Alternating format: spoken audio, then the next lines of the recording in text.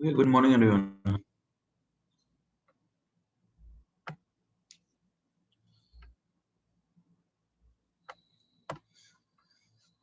Okay, fine. I hope you can see the screen now. Can you? Okay, fine. So as you can see, in the last class, the homework was in text exercise 5, including no, sorry, excluding question 5, including गलती से किया होगा, है ना?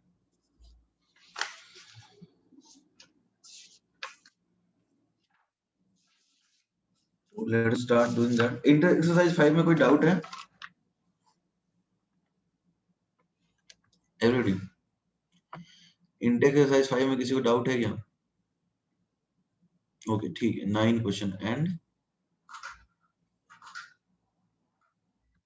any other question? 7, 9, 7. Okay, third. चलो ठीक है, फिर तो काफी doubt है.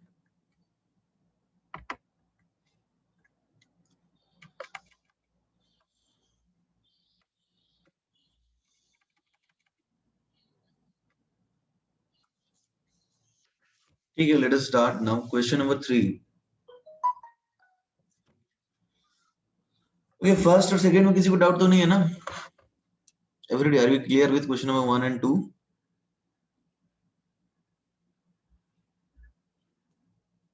Fine. Okay. तो question number 3 पे आ जाते हैं.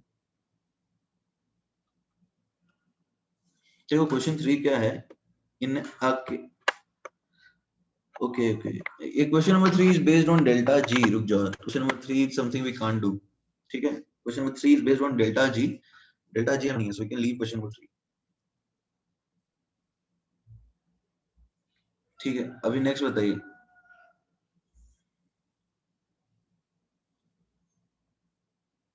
Question number 3 के बाद 9. और बीच में किसी को डाउट नहीं है? 4, 6, 7, 8 में? ओके, 7 में डाउट है. 7 है 1 mole of ideal gas at 300 Kelvin in isothermal container with surrounding expands isothermally to 1 atm to 1 atm 2 liter against a constant external pressure of. देखो यहाँ पे लिखा हुआ है टेम्परेचर क्या है, नंबर ऑफ मोल्स आपके 1 दे रखे हैं, ठीक है, टेम्परेचर आपको 300 केल्विन दे रखा है, और साथ में ये बोल रहा है कि एक्सपैंड कर रहा है आइसोथर्मली 1 लीटर से 2 लीटर, ठीक है, 1 लीटर से एक्सपैंड कर रहा है कितना, 2 लीटर में, और एक्सटर्नल प्रेशर क्या है इसका, एक्सटर्नल प्रेशर है 2 लीटर 3 एटीएम, ठीक है. ओके, तो change in entropy of the surrounding. देखो change in entropy of surrounding हम कैसे निकालते हैं बताओ, डेल्टा एस सराउंडिंग कैसे निकालते हैं, ready, minus Q system upon T, यही तरीका है ना. और देखो फर्स्ट लॉ थर्मोडायनेमिक्स के हिसाब से डेल्टा यू 0 होगा आइसोथर्मल प्रोसेस में, तो Q is equal to minus W हो जाता है, तो Q सिस्टम होता है माइनस डब्ल्यू, ठीक है, और माइनस क्यू सिस्टम क्या आएगा, प्लस डब्ल्यू, ठीक है एवरीबॉडी, तो प्लस डब्ल्यू बाई टी, और वर्क डन क्या होता है, minus P external V2 minus V1 upon T. तो देखो अपने पास तो पी एक्सटर्नल भी है, V2 भी है, V1 भी है, टी भी है, हम निकाल सकते हैं क्या, तो बताओ कितना आएगा.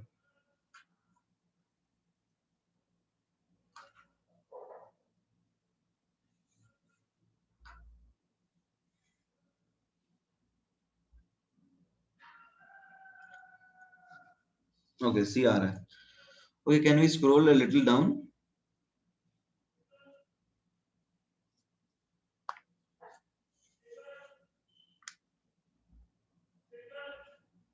Everybody written or not. तो अब थोड़ा स्क्रॉल कर लेते हैं. देखो माइनस पी एक्सटर्नल जो है हमारे पास वो that is minus 3 into 1 upon 300, that is 1 by 100, right, 1 by 100 ATM litre आता है, एंड 1 एटीएम लीटर आपको बताइए कितना जूल है, 101.3 होता है, तो इसको मल्टीप्लाई कर देंगे 101.3 अपॉन 100 से, तो आएगा ये वैल्यू आएगी। ठीक है, कोई दिक्कत है?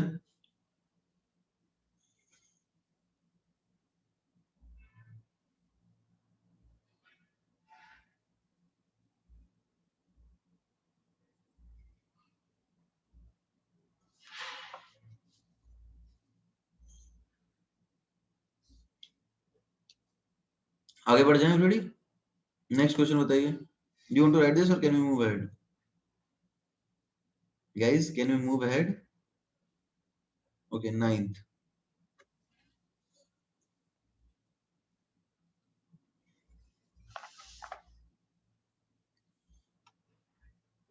1 mole of ideal gas is compressed isothermally to half its initial volume and then heated twice। तो अब देखो, पहले कंप्रेस कर दोगे फिर हीट कर दोगे। देखो पॉइंट ए में पहले तुमने उसको कंप्रेस कर दिया फिर हीट कर दिया, राइट? तो अब तो स्टेट फंक्शन है, हम एक ही साथ कर ले तो कोई दिक्कत है क्या? एवरीडी, हम एक ही साथ दोनों काम कर ले तो कोई दिक्कत है? अरे हाँ यार, कुछ तो बोलो। नहीं ना? हम्म,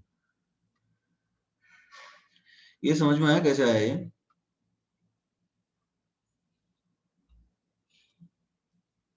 नहीं आया? अरे टेम्परेचर डबल कर दिया तो T2/T1 क्या आएगा? 1 आएगा ना।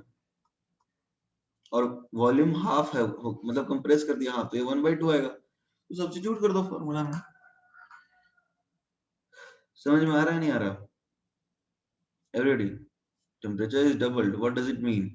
T2/T1 is 2, volume is halved, it means V2/V1 is 1/2. So you can directly substitute it over here, right? And since it is a state function, so either we can go in 2 steps or we can take this up in single step। Changes तो नहीं आएंगे ना? Clear है?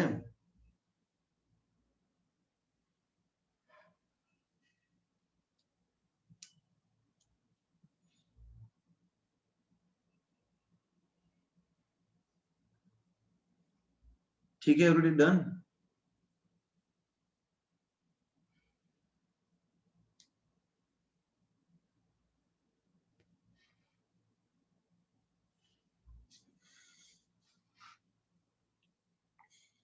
आगे बढ़ जाएं।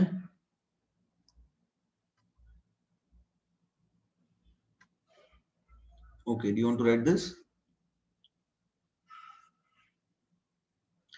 Sunday का जो पोर्शन होगा वो कहां तक रखें बताओ? फर्स्ट लॉ ऑफ थर्मोडायनेमिक्स तक रखें या सेकंड लॉ तक? सब फर्स्ट लॉ तक ही रखेंगे। फर्स्ट लॉ ऑफ थर्मोडायनेमिक्स तक रखेंगे, ठीक है?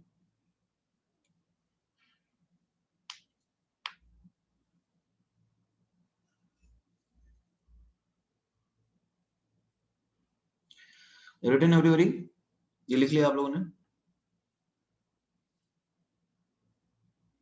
तो आगे बढ़ सकते हैं। और कोई डाउट है? ठीक है, तो see what we were learning, मतलब लास्ट क्लास में हम लोग कहाँ पे थे? हम लोग एडियाबैटिक अलग अलग प्रोसेसेस के अंदर इंट्रोपी चेंजेस निकाल रहे थे, right? We were calculating changes in entropy across different processes. उसमें किसी को डाउट है क्या? वो समझ में आ गया या नहीं आया? एवरीडी, हम लोग जो एंट्रोपी चेंजेस निकाल रहे थे अलग अलग प्रोसेस में, उसमें किसी को डाउट तो नहीं है? ठीक है, क्वेश्चन नंबर 10 में डाउट है। Which of the following is isentropic? देखो एडियाबैटिक होता है ना आइसोएंट्रोपिक, इसकी बात तो अपन कर रहे थे ना विश्वराज। एडियाबैटिक जो है दैट इज आइसोएंट्रोपिक, क्योंकि उसमें चेंज इन एंट्रोपी नहीं होता ना, जीरो होता है। रिवर्सिबल एडियाबैटिक प्रोसेस जो होता है वो एडियाबैटिक मतलब आइसोएंट्रोपिक होता है। ओके, अब आगे बढ़ जाएं। ओके ठीक है, सी अब क्या है, थर्ड लॉ ऑफ थर्मोडायनेमिक्स करके एक चीज है। देखो थर्ड लॉ ऑफ थर्मोडायनेमिक्स कोई बहुत बड़ी चीज नहीं है,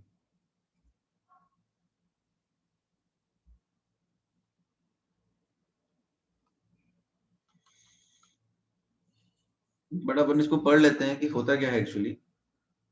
देखो यहाँ पे क्या बोला जाता है, जैसे हम लोग एंट्रोपी निकालना चाहते हैं एक ऑब्जेक्ट का टी केल्विन पे, जिसकी बात हम लोग पहले भी कर चुके हैं। तो हम उसको क्या करेंगे, हम उसको हीट करेंगे 0 से लेके टी तक, ठीक है। तो Q को अपन लिख सकते हैं NCM dt upon T.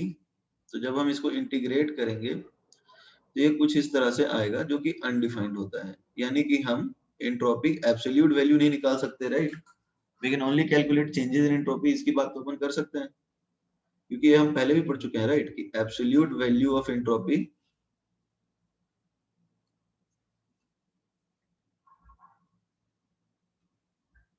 cannot be calculated, we can only calculate changes in entropy.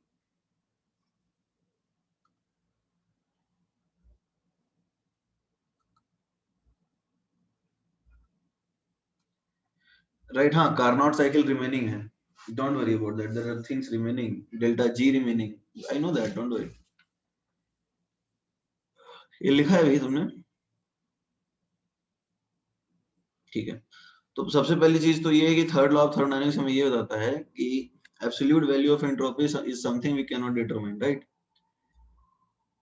We can only calculate changes in entropy. ये बात तो पहले से ही सबको पता था ना।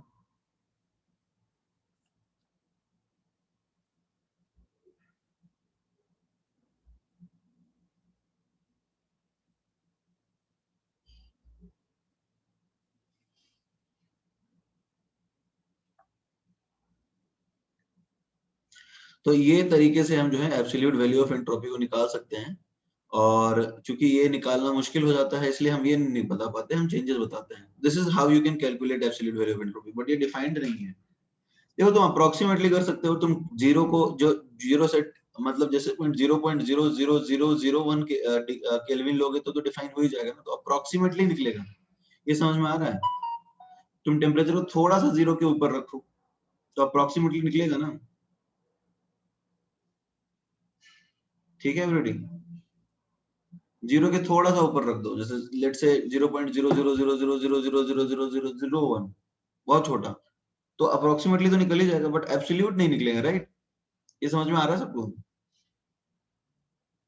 ठीक है, तो स्क्रॉल करें नीचे। इनफाइनाइट, हाँ एब्सोल्यूट इनफाइनाइट होगा, बट अप्रोक्सीमेट तो निकाल ही सकते हैं ना। थोड़ा सा ऊपर रख देंगे जीरो के तो आ जाएगा आंसर, फिर मैथमेटिकली डिफाइन हो जाएगा। दूसरा तरीका क्या है, देखो दूसरा तरीका क्या है, यदि हम जीरो केल्विन पे चले जाएं तो एवरीबॉडी, जीरो केल्विन पे एनर्जी होता है क्या? एवरीबॉडी, जीरो केल्विन में तो कोई एनर्जी ही नहीं होगा।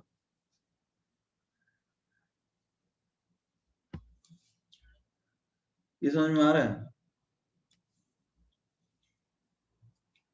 जीरो केल्विन पे एनर्जी नहीं हो, ये नहीं हो समझ में आ रहा है? अरे देखो, काइनेटिक एनर्जी क्या होता है, 3/2 kT होता है, राइट, या फिर 3/2 nRT होता है। तो जब टेम्परेचर जीरो है तो काइनेटिक एनर्जी भी तो जीरो होगा, guys, are we clear on this? तो ऑब्वियसली जीरो केल्विन पे कोई एनर्जी रहेगा ही नहीं, ठीक है, अभी भी डाउट है?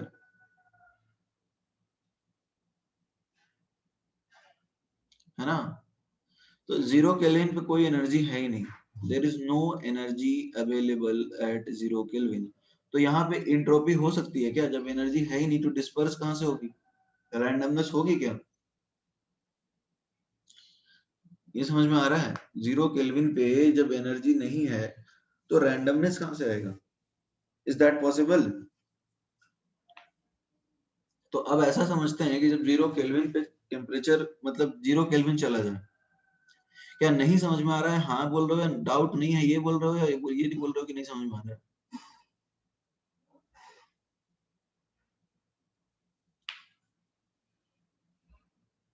नहीं चला जाएगा मतलब क्या बोलना चाह रहे हो Siddhesh? See, what I am trying to say is basically, if you talk about normal temperature, ठीक है, तो नॉर्मल टेम्परेचर में एनर्जी होती है सिस्टम के अंदर, ठीक है, उसे एक्सप्लेन कर रहा हूँ।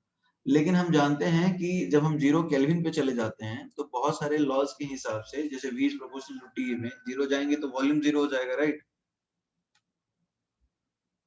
टेम्परेचर कम करेंगे तो वॉल्यूम जीरो हो जाएगा, ठीक है। दूसरी चीज की 0 केल्विन पे कोई एनर्जी भी नहीं है, तो 0 केल्विन पे एनर्जी नहीं है, इस बात से कन्विंस्ड हो ना, ये इसमें भी डाउट है। इज दैट क्लियर कि there is no energy at 0 kelvin? तो जब 0 केल्विन पे कोई एनर्जी नहीं है तो एनर्जी का डिस्पर्जन नहीं होगा, एनर्जी फैलेगी नहीं। तो जब एनर्जी नहीं फैलेगी तो रैंडमनेस नहीं रहेगी। Is that clear? किसी भी सब्सटेंस के अंदर यदि एनर्जी नहीं है तो रैंडमनेस भी नहीं होगा, राइट? तो जब रैंडमनेस भी नहीं होगी तो वो चीज क्या होगी? उस केस में उस स्टेट पे वो चीज होगी perfectly crystalline solid. Perfectly crystalline का मतलब समझ रहे हो? परफेक्टली क्रिस्टलाइन का मतलब कोई रैंडमनेस नहीं है, कोई पार्टिकल के अंदर किसी भी प्रकार का वाइब्रेशन नहीं है। Is that clear? Is that clear और नॉट? ठीक है। तो अब ऐसा बोल सकते हैं, ऐसे भी लिख सकते हैं थर्ड लॉ को, कि थर्ड लॉ को ऐसे भी लिखते हैं, the absolute value of entropy, the absolute value of entropy for a perfectly crystalline solid, for a perfectly crystalline solid at absolute zero temperature पे तो जीरो होगा ना, ये हम बोल सकते हैं क्या already? Can we say that it will be zero at absolute zero?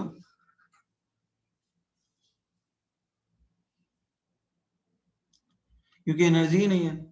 तो उस केस में डेल्टा एस निकालना है तो you can do calculation like S का टी केल्विन पे निकालो माइनस एस का 0 केल्विन पे, तो उस केस में पॉसिबल हो जाएगा। तो इसको इस तरह से भी पुटअप करते हैं, मतलब ताकि हम निकाल सकें एब्सोल्यूट वैल्यू ऑफ एंट्रोपी को। ठीक है, ये समझ में आया ना कि हम एब्सोल्यूट जीरो पे जीरो क्यों बता रहे हैं? इसमें किसी को डाउट तो नहीं है ना? बहुत सिंपल सा कॉन्सेप्ट है। परफेक्टली क्रिस्टलाइन सॉलिड फिर से एक्सप्लेन करें। देखो परफेक्टली क्रिस्टलाइन इसलिए because see there is no energy available at absolute zero. I hope it is clear. तो जब कोई एनर्जी है नहीं, किसी भी प्रकार का वाइब्रेशन नहीं है, there is no possible oscillation taking place at all, तो उसको परफेक्टली क्रिस्टलाइन बोलेंगे ना। मतलब पार्टिकल्स कंप्लीटली रिजिड होंगे अपने जगह पे and they will not vibrate at all. Is that clear? Absolute entropy is defined for absolute zero. Yes, obviously.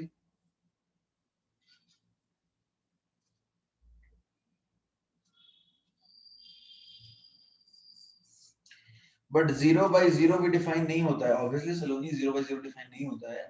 But हम इसको theoretically calculate इसलिए नहीं कर रहे हैं क्योंकि यहाँ पे हम ये बात कर रहे हैं कि absolute zero पे एनर्जी ही नहीं है। तो जब एनर्जी नहीं है, रैंडमनेस भी नहीं होगा, तो एंट्रोपी की बात ही नहीं करेंगे ना। जब पैसा होगा नहीं तो खर्चने की बात कहाँ से करोगे? Is that clear? जिसके पास पैसे ही नहीं है उसके अंदर खर्च करने की टेंडेंसी जीरो होगी। आई एम नॉट अज्यूमिंग कि उसको कोई उधार दे रहा है, somebody is lending him, fine. So if there is no energy available at 0 Kelvin, so obviously there will not be any randomness.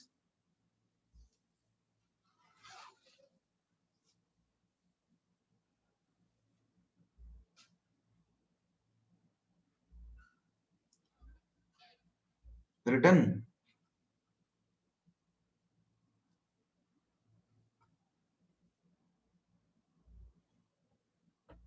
Written everyone?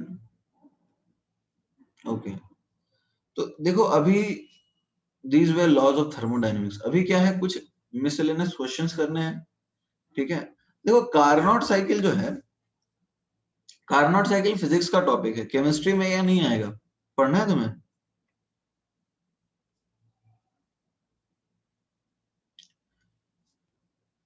Actually Carnot cycle chemistry से question नहीं आता है इसके अंदर।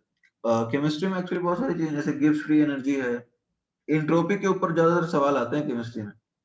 तो आई विल गिव यू, मतलब मैं करा दूंगा, टेंशन मत लो। एक क्वेश्चन करते हैं सबसे पहले। थर्ड लॉ का एक्चुअली स्टेटमेंट यही है कि the absolute value of entropy at absolute zero is zero. ठीक है, the absolute value of entropy for a perfectly crystalline solid at absolute zero is zero. This is the statement of third law of thermodynamics. ठीक है, अब अपन कुछ question करेंगे, जैसे मान लो एक क्वेश्चन क्या है, H2O को सपोज तुमने माइनस मतलब 200 केल्विन से हीट किया और इसको तुम ले गए H2O को 400 केल्विन पे, ठीक है। 200 केल्विन से हीट किया तो 200 केल्विन पे तो ऑब्वियसली ये सॉलिड होगा ना, और ये 400 केल्विन तो गैस होगा। ये तो सबको समझ में आ रहा है। 200 केल्विन पे ये सॉलिड होगा और 400 केल्विन पे ये गैस होगा। तो क्वेश्चन है calculate the changes in entropy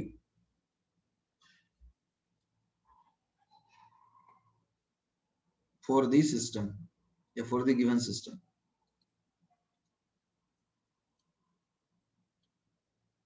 ये जो गिवन सिस्टम है इसके लिए चेंज इन एंट्रोपी कितना होगा ये अपने को निकालना है।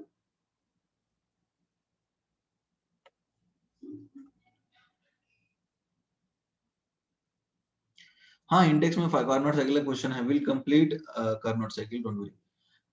तो प्रोसेस तुम्हें डिसाइड खुद से करना होगा, प्रोसेस तुम्हें खुद से डिसाइड करना होगा। ऑब्वियसली एटमॉस्फेयर में हो रहा है ना ये।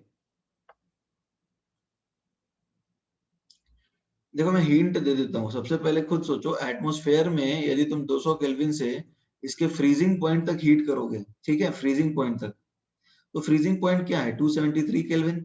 तो ये आइसोबारिक प्रोसेस होगा, समझ में आ रहा है क्यों? क्योंकि कांस्टेंट प्रेशर है ना एटमॉस्फेयर में। Is that clear? ज्यादातर रिएक्शंस जो है ना एटमॉस्फेयर में होते हैं और एटमॉस्फेयर में प्रेशर कांस्टेंट होता है, तो इट विल बी आइसोबारिक। अब देखो क्या होगा, 273 से ये लिक्विड में कन्वर्ट होगा, लिक्विड से सॉरी सॉलिड से लिक्विड में कन्वर्ट होगा, ये कांस्टेंट टेम्परेचर पे होगा, ये फेज चेंज होगा, तो यहाँ पे enthalpy of fusion upon T जो है ये तुम्हारा निकल जाएगा डेल्टा एस। समझ में आया? यदि n मोल्स है तो n कर लो, और आइसोबारिक है तो यहाँ तुम क्या करोगे, NCP log E T2 upon T1। ये सबको समझ में आ रहा है कि ये दोनों प्रोसेस में अपन कैसे निकाल रहे हैं? स्टेट फंक्शन है ना, तो हम ऐड कर देंगे लास्ट में। समझ में आ रहा है नहीं आ रहा? Since it is a state function, so we'll be adding these things in the end.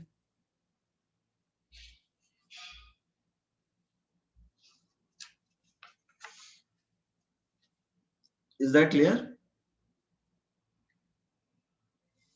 ठीक है, तो स्क्रॉल करो, can I scroll a little down? Okay.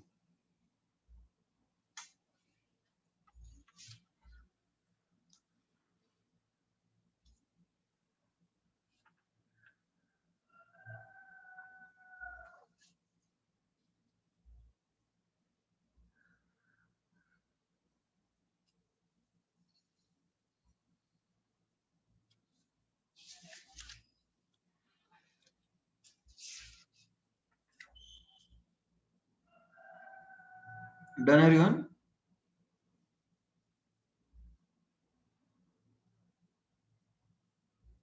Okay.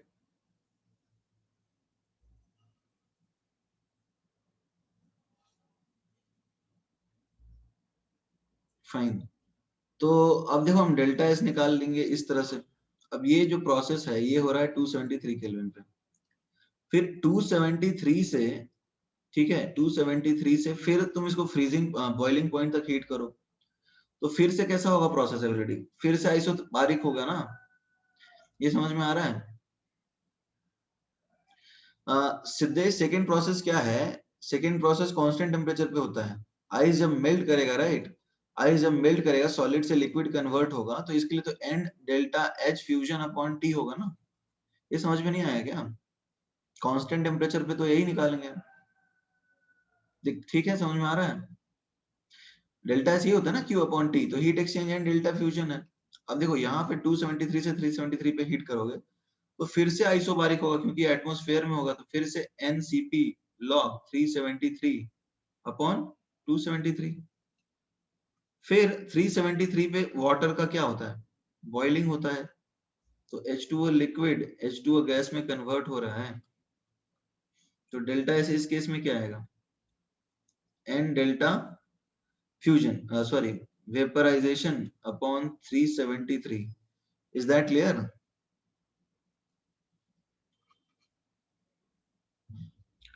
Isobaric first और थर्ड वाली क्यों होगी? क्योंकि सलोनी एक्चुअली में क्या है, एटमॉस्फेयर में प्रेशर कांस्टेंट होता है।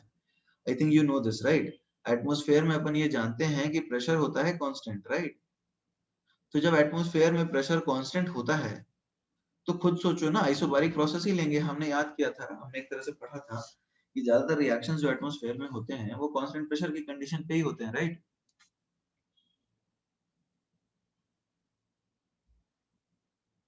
Fine, right it down.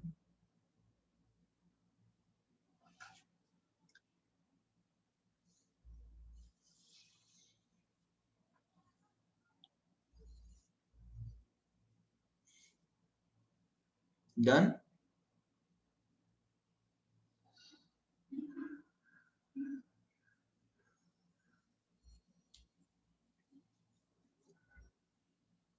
Everybody done.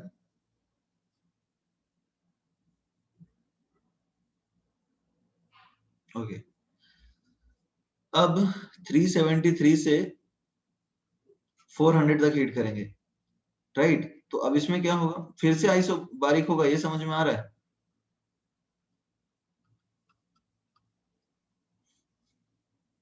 373 कैसे आया? 373 विश्वराज वाटर का बॉइलिंग पॉइंट होता है। आपको ये सब देखो, फ्रीजिंग पॉइंट और बॉइलिंग पॉइंट सबको याद है ना? ऑब्वियसली सीपी की वैल्यू दी होगी ना, सीपी की वैल्यू दी होगी तभी निकाल पाओगे ऑब्वियसली।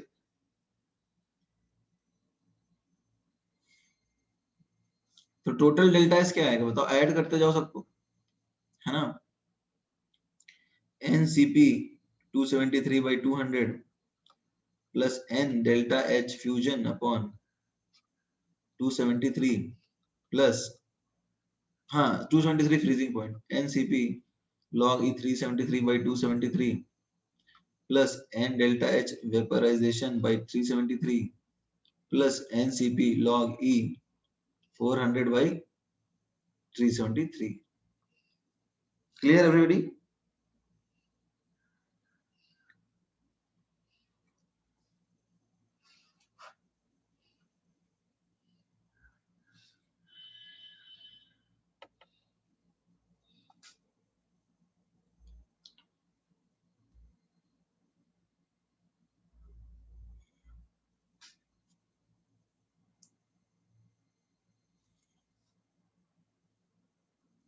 इसमें किसी को डाउट है?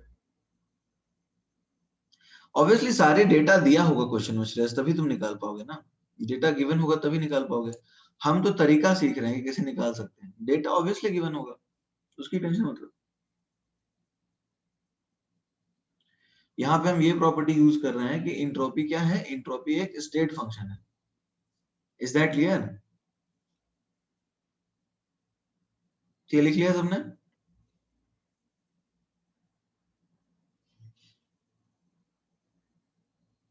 फाइन। तो अब देखो, इसको इस तरह से भी रिप्रेजेंट कर सकते हैं। कैसे रिप्रेजेंट कर सकते हैं? देखो ग्राफिकली इस पे कैसे क्वेश्चन पूछे जा सकते हैं। ठीक है विश्वराज, स्क्रोल अप।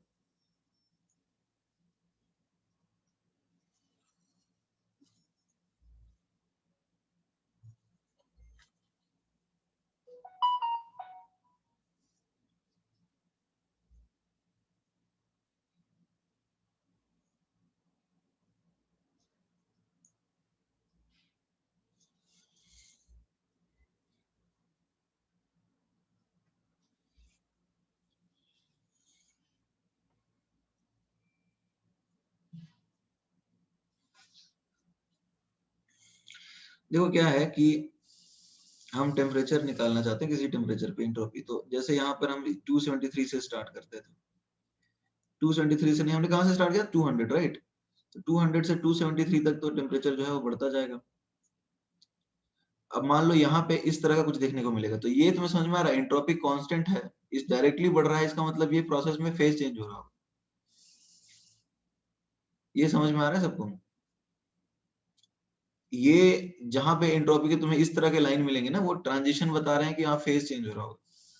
तो यहाँ पे हम लोग एनसीपी लॉग ई 273 अपॉन 200 कर रहे हैं, यहाँ पे n delta H fusion upon 273 कर रहे हैं, यहाँ एन Cp log 373 अपॉन 273 कर रहे हैं, यहाँ n delta H vaporisation upon 373 कर रहे हैं, और यहाँ पे n times Cp log E 400 upon 373 कर रहे हैं।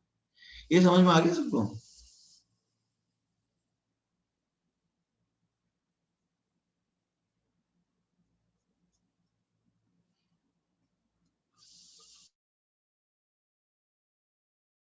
है कि कौन कौन से दो फेज चेंज बता रहे हैं, टेम्परेचर फेज चेंज के क्या है, तो ये यहाँ मान लो ऐसे T1 T2 दिया रहेगा, तो ऑब्वियसली तुम आइडेंटिफाई कर पा सकते हो कि मतलब बेसिकली डायरेक्टली जहां पे डायरेक्टली बढ़ रहा है एंट्रोपी वो फेज चेंज को रिप्रेजेंट करता है, टेम्परेचर मतलब।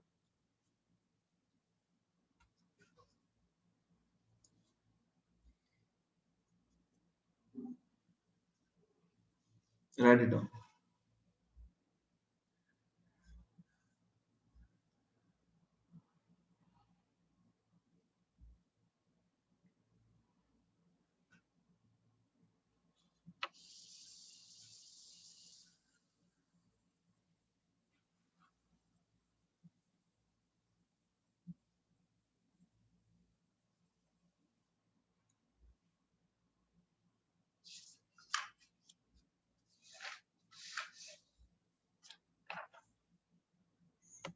डन।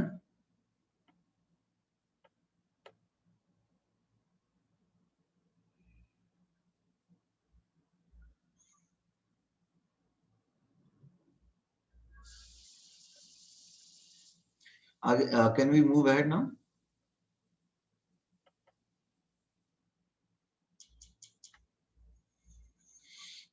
एवरीडे आगे बढ़ सकते हैं, ठीक है। तो देखो कुछ टर्म्स भी होते हैं जो हमें सीखने हैं। टर्म्स क्या क्या है, देखो टेम्परेचर अलग अलग हो तो एंट्रोपी भी अलग हो जाता है ना। तो पहले तो सबसे पहले चीज होती है स्टैंडर्ड इंट्रोपी, स्टैंडर्ड इंट्रोपी या फिर स्टैंडर्ड मोलर इंट्रोपी। देखो इंट्रोपी एक्सटेंसिव भी है, तो एक मोल के लिए डिफाइन करें तो स्टैंडर्ड है, ठीक है। तो इसमें क्या होगा, it is the entropy defined, ठीक है, defined for 1 mole of substance. 1 mole of substance के लिए हम डिफाइन करते हैं, ठीक है, एट 1 बार एंड 273, सॉरी 273 नहीं, बोल सकते हो 1 बार पे स्टैंडर्ड टेम्परेचर क्या है एंड 298 केल्विन। मतलब समझ में आया, एक मोल को हीट करो, n इज इक्वल टू 1 को हीट करो, इंट्रोपी निकालना है तुम्हें कैसे, तो ऐसा है कि एट 298 केल्विन, तो अप्रोक्सीमेटली तो हम मान ही सकते हैं ना इसको, अप्रोक्सीमेटली देखो एग्जैक्टली नहीं निकलेगा, 0 से 298 तक हीट करो और 0 से हल्का ऊपर रखो, जैसे 0.0000, तो थ्योरेटिकली आ जाएगा ना अप्रोक्सीमेटली कुछ ना कुछ वैल्यू, जो कि अपने कैलकुलेशन के लिए सही भी रहे। कोई दिक्कत है? तो इसको हम बोलेंगे स्टैंडर्ड मोलर एंट्रोपी, और इसको इस तरह से लिखते हैं, एक छोटा सा नॉट लिख देते हैं, ठीक है, S not. Is that clear?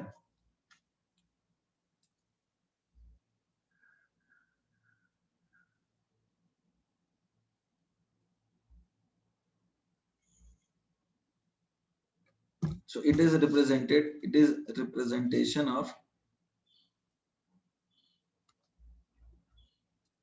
molar entropy। 298 पे क्यों डिफाइंड है, क्योंकि देखो नॉर्मल टेम्परेचर, देखो तुम किस टेम्परेचर पे रहते हो नॉर्मली, एवरेज टेम्परेचर अर्थ के ऊपर क्या होता है,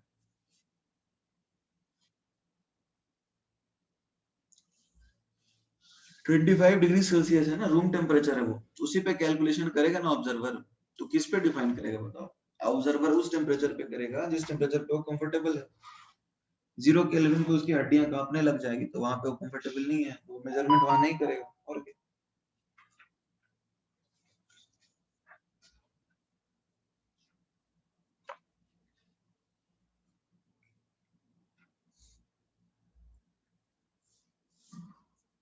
एवरीडी क्लियर?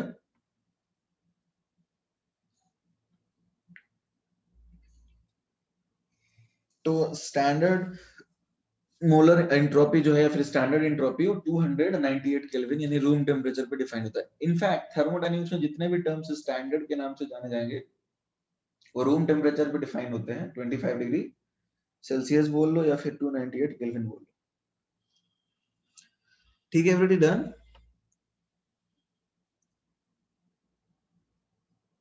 एवरीबॉडी क्लियर और नॉट? ठीक है, अब आती है बात क्या, स्टैंडर्ड मतलब entropy of A delta S for reaction, एक रिएक्शन के लिए डेल्टा एस।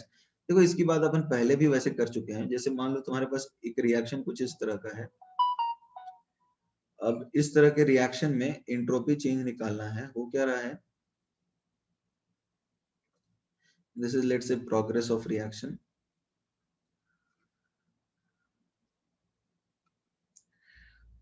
ए बी सी डी,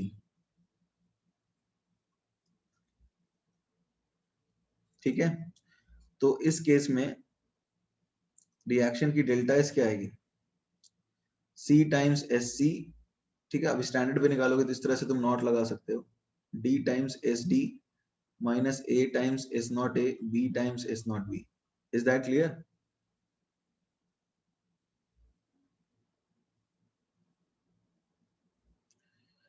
एवरीबॉडी ये बात आपको समझ में आ रहा है?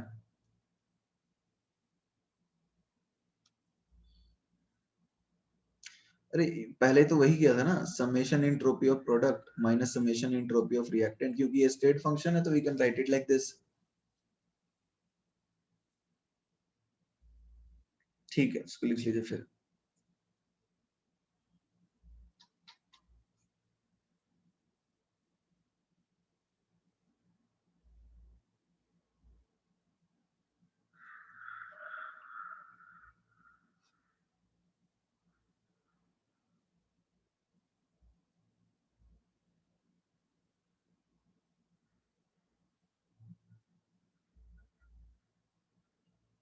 डन।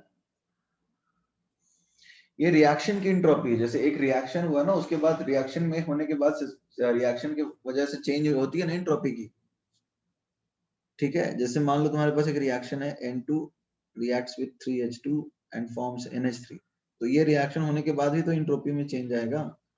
तो इस केस में डेल्टा एस इस रिएक्शन की कैसे डिफाइन करेंगे, 2 times molar entropy of NH3 minus molar entropy of N2 minus 3 times molar entropy of H2।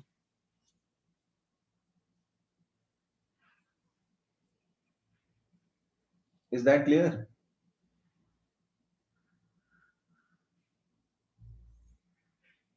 Okay, आगे बढ़े। फाइन,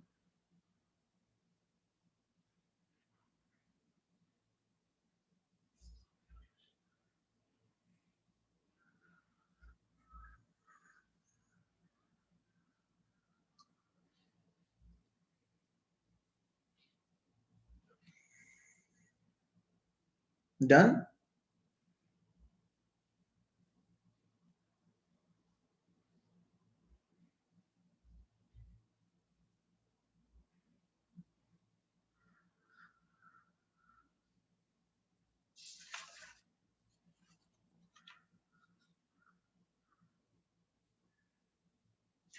हमने बोला कि अभी बोल की एंट्रोपी की वैल्यू डिफाइन नहीं कर सकते, तो फिर ऐसे कैसे लिख सकते हैं? हमने एब्सोल्यूट अप्रोक्सीमेट डिफाइन कर सकते हैं ना श्रेयस, इसकी बात तो की है ना हमने। एब्सोल्यूट नहीं निकाल सकते, बट कोई भी कैलकुलेशन जो होता है वो एग्जैक्ट थोड़ी होता है। तुम किसी चीज का टेम्परेचर भी एग्जैक्ट नहीं पता कर सकते, वो भी अप्रोक्सीमेट ही रहता है। जो भी मेजरमेंट हम करते हैं वो थ्योरेटिकली एक्यूरेट हो सकता है, प्रैक्टिकली तो नहीं होता ना। समझ में आ रही बात? वो तो अप्रोक्सीमेट ही होता है। तो एक अप्रोक्सीमेट वैल्यू ले रहे हैं जो कि मोस्ट प्रोबेबली मतलब करेक्ट ही है, ज्यादा गलत नहीं है। वो अप्रोक्सीमेट वैल्यू है। कैलकुलेशंस मतलब जो भी मेजरमेंट करते हैं साइंस में, जो भी प्रैक्टिकल करते हैं, उसमें थोड़ा सा स्कोप ऑफ एरर तो रहता ही है, तो उसको कंसिडर करते हुए चलते हैं हम। ठीक है,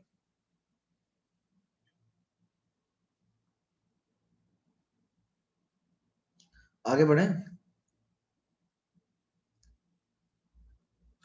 अब देखो एंट्रोपी मतलब जैसे कुछ इस तरह के क्वेश्चंस आ जाते हैं कि मान लो एक P1 V1 स्टेट से ए गैस जाता है P2 V2 स्टेट पे, ठीक है, मोल्स इसके सपोज n है, तो एंट्रोपी तुम कैसे निकाल सकते हो? देखो एंट्रोपी कैसे निकाल सकते हो तुम, ऐसे भी निकाल सकते हो कि यहाँ पर तुम क्या करो, यहाँ पे इसको लेके चले जाओ P1 V2 से, और यहाँ P1 V2 से P2 V2 ले जाओ, तो ये समझ में आया, ये आइसोबारिक हो जाएगा और ये आइसोकोरिक हो जाएगा।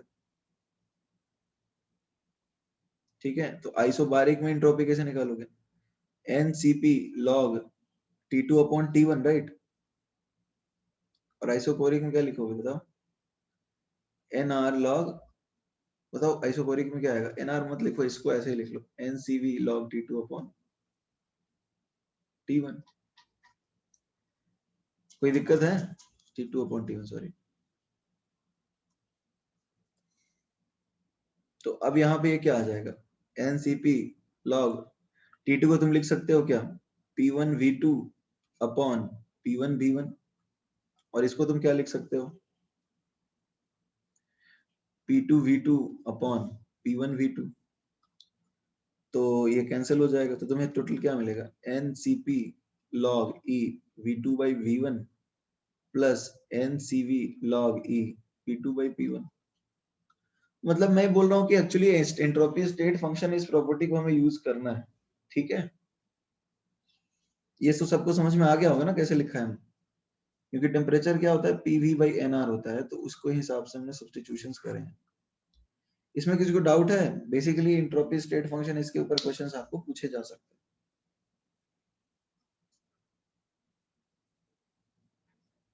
हैं। एवरीडी क्लियर है नहीं? Guys, can you please respond? Is it clear or you have doubt in this? Fine, तो इसको भी लिख लीजिए आप लोग।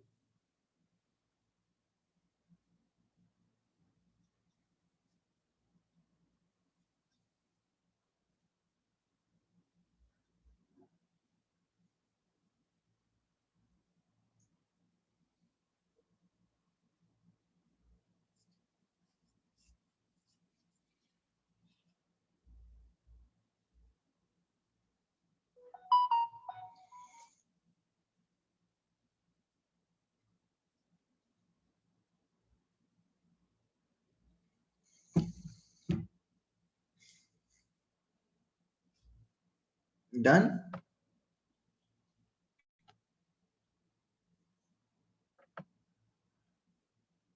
इसमें क्या इंपॉर्टेंट है? देखो एक्चुअली में इसमें ऐसा कोई इंपॉर्टेंट वाली बात चीज नहीं है यार, यहाँ पर ये नहीं बता सकते कि क्या इंपॉर्टेंट है। सेकंड लॉ कंप्लीटली इंपॉर्टेंट है, पूरा जो हमने पढ़ा है सेकंड लॉ के अंदर। हाँ, कार्नोट साइकिल उतना इंपॉर्टेंट नहीं है, तुम इंपॉर्टेंट पूछ रहे हो, तो Carnot cycle is not at all important.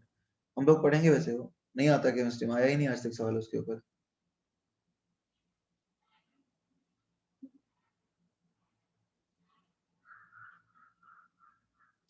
But अब तक जो हमने पढ़ा है वो काफी इंपॉर्टेंट है, मतलब सेकंड लॉ के बाद से।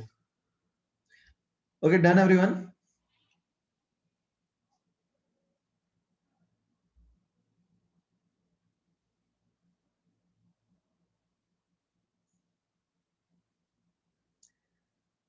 थर्मोडायनामिक्स के बेस्ड, हाँ चैप्टर्स हैं, थर्मोडायनामिक्स के प्रिंसिपल्स यूज होते हैं सर।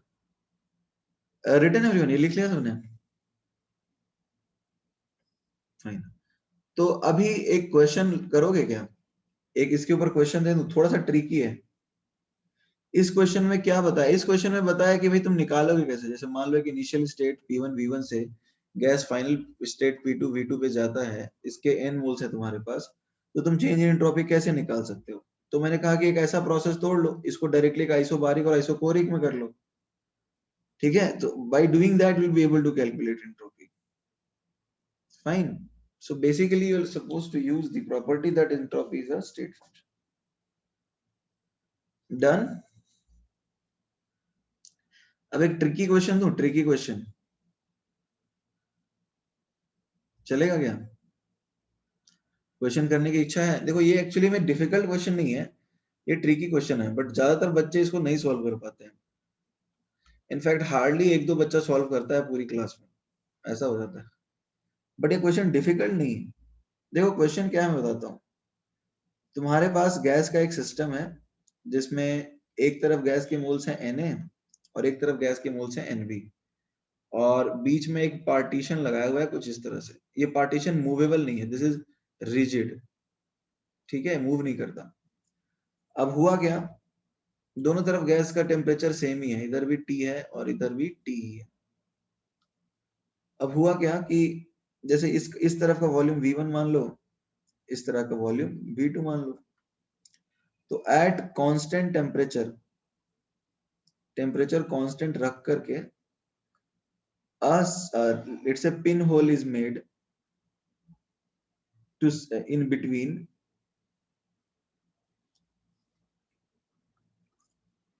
the two halves, या फिर ऐसा बोल सकते हैं the two halves, चलो two halves ही लिख देते हैं। एक पिन होल बना दिया गया, ठीक है, इसके बीच में। तो आपको निकालना है delta x mixing entropy change for mixing of ideal gas.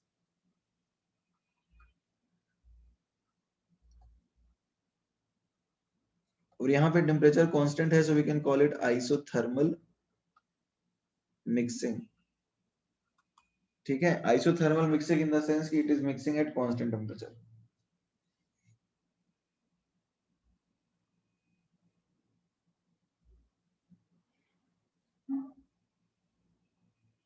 Question समझ में आया नहीं है?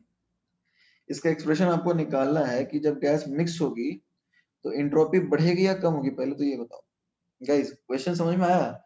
जब गैस मिक्स होगी तो एंट्रोपी बढ़ेगी ना सिस्टम की, तो वो एंट्रोपी चेंज जो आएगी वो क्या आएगी, हमको वो एंट्रोपी चेंज निकालना है गैस मिक्स होगी उस केस के अंदर, और हमें ये मानना है कि टेम्परेचर कांस्टेंट है दोनों तरफ, ठीक है।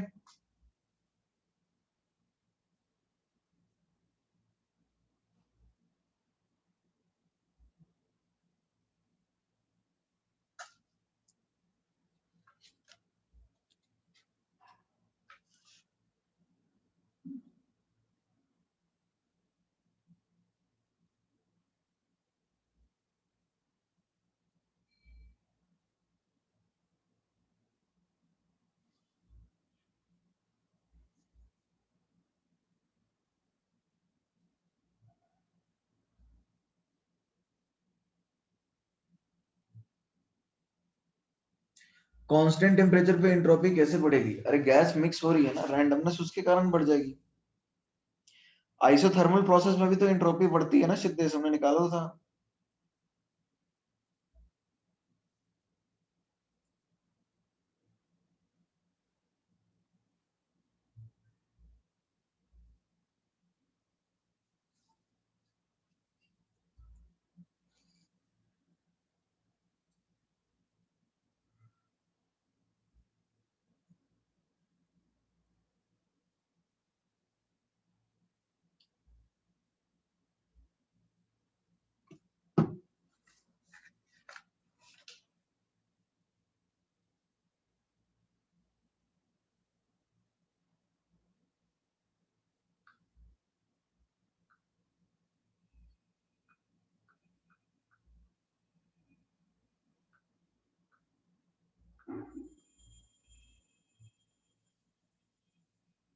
हाँ आदित्य, थोड़ा उसको सिंप्लीफाई करो, तुम्हारा आंसर सही है एक तरह से अभी तक तो,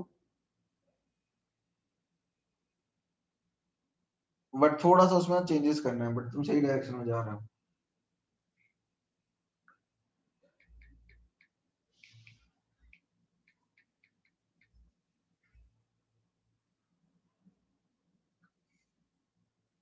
हाँ Sayu, your answer is fine.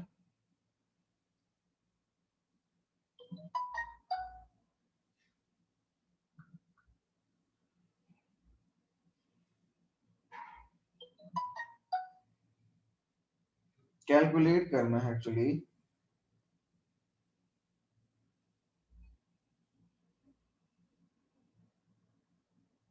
ठीक है।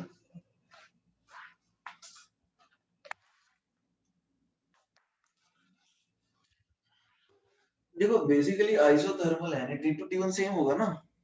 देखो डेल्टा एस ए के लिए मैं बोलूं तो T2 T1 सेम होगा, तो n C V log T2 by T1, तो T2 T1 सेम है, कट गया। तो एन आर लॉग, तो n A R log V2, तो V2 क्या आएगा, V2 बाई V1। ये बहुत मुश्किल तो नहीं है ना एवरीडी? और ये NBR log E, ये समझ में आया? जब गैस मिक्स हो जाएगा तो उसका final volume V2 plus V1 होगा। तो डेल्टा एस टोटल जो है वो तो delta S A plus delta S B हो जाएगा। इसमें किसी को दिक्कत है?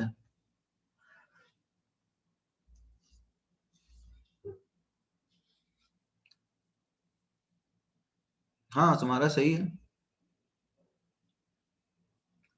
एवरीबॉडी, इज दैट क्लियर और नॉट? अरे फाइनल कंटेनर में जब गैस दोनों तरफ, देखो समझने की कोशिश करो कि V final V1 plus V2 होगा दोनों केस में, क्योंकि गैस जो है दोनों तरफ पूरा चला जाएगा। और इनिशियल तो इसका V1 था A के लिए और V2 के लिए B था, मतलब V2 के लिए V2 था, बोल सकते हो B के लिए V2 था। इसमें किसी को कोई दिक्कत है? एवरीबॉडी, इज दैट क्लियर और not?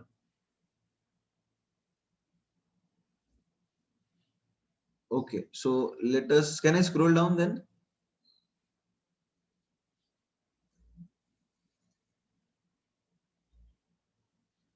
Everybody, can we scroll down? log में V1 plus V2 आएगा, हाँ log में V1 plus V2 आएगा, नीचे वाले में V2 आएगा। ये ओके, ये बोल रहे हो क्या? V1 plus V2, ओके ठीक है ठीक है, हाँ V1 plus V2 ठीक है, V1 plus V2, हाँ understood, V1 plus V2 V final है, ठीक है ना? तो बेसिकली डेल्टा एस टोटल अपन इस तरह से लिख सकते हैं, delta S A plus delta S B, तो इसको हम लिख सकते हैं NAR log V1 plus V2 upon V1 plus NBR log V1 plus V2 upon V2। कोई दिक्कत यहाँ नहीं होनी चाहिए। अच्छा, ये हम लिख सकते हैं क्या इसको log 1 by XA और इसको log 1 by XB? क्योंकि देखो V1 प्लस ये जो है इसको अपन ऐसा लिख सकते हैं,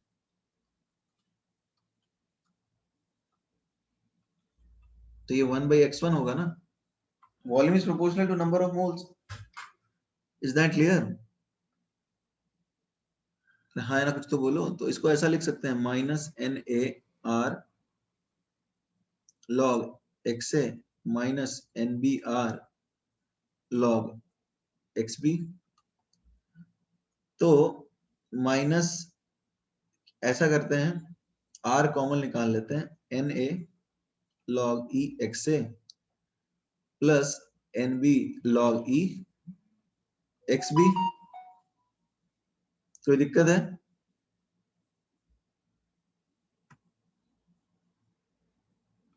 ऐसा कर लेते हैं, NT कर लेते हैं बाहर मल्टीप्लाई, N टोटल, तो NA by N total log E XA plus NB by N, यहाँ R भी रहेगा, log E XB। X mole fraction है, माइनस कैसे आया? अरे 1 बाई एक्स को log E minus log E x से लिख सकते हैं ना, log 1 by x is minus x. अरे log, ये ऐसा लिख सकते हैं ना, इसको ऐसे लिखो ना, x की पावर -1 और -1 को आगे रख दो। क्या मुश्किल है? इजी है ना?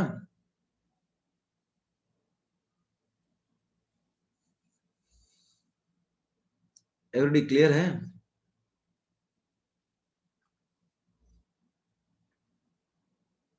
ओके अब देखो NT, इसको हम क्या लिख सकते हैं, -NT यानी total number of moles R, इसको हम लिख सकते हैं XA, यहाँ पर XA है, ये XA log E XA plus XB log E XB। इसको हम ऐसा लिख लेते हैं, NTR summation XI log E XI, I is equal to 1 से लेके जितने भी गैस के लिए मिक्स करोगे, तो ये एक फॉर्मूला हो गया तुम्हारे लिए, एंट्रोपी चेंज मिक्सिंग का एक फॉर्मूला हो गया। 10 गैस मिक्स करोगे तो 10 बार लिख देना, ठीक है?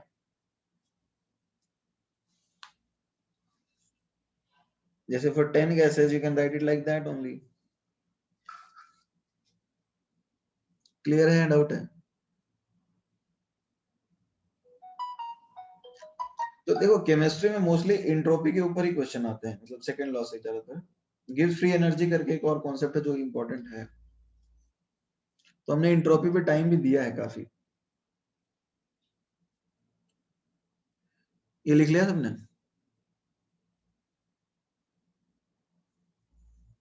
Okay then write it down.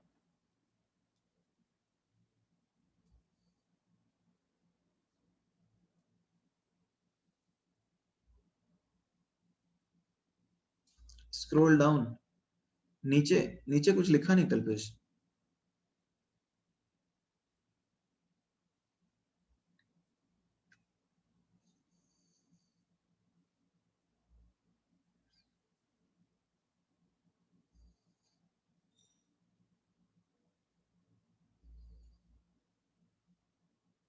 Done.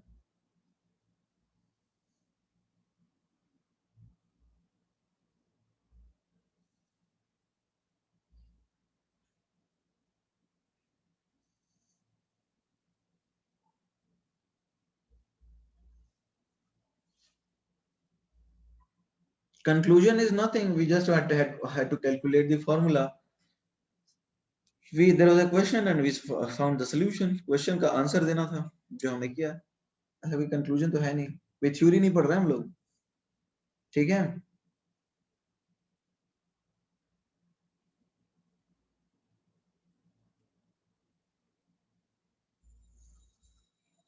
Done everyone or not? Can we move ahead?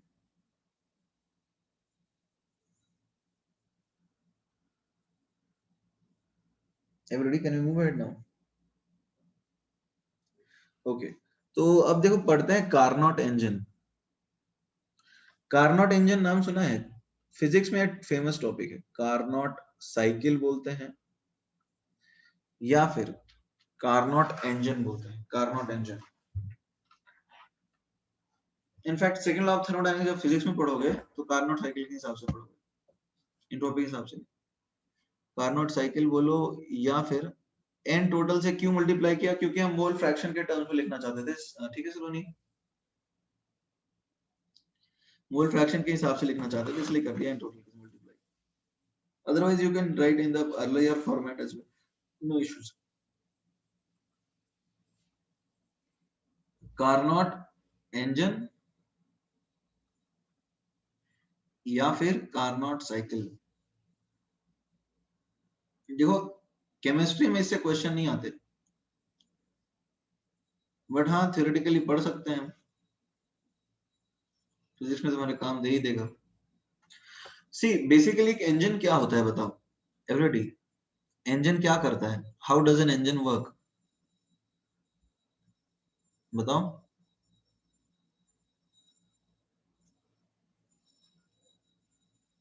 Everybody. Engine में क्या होता है? एक सोर्स होता है, एक सिंक होता है। ये समझ में आ रहा है एवरीबॉडी?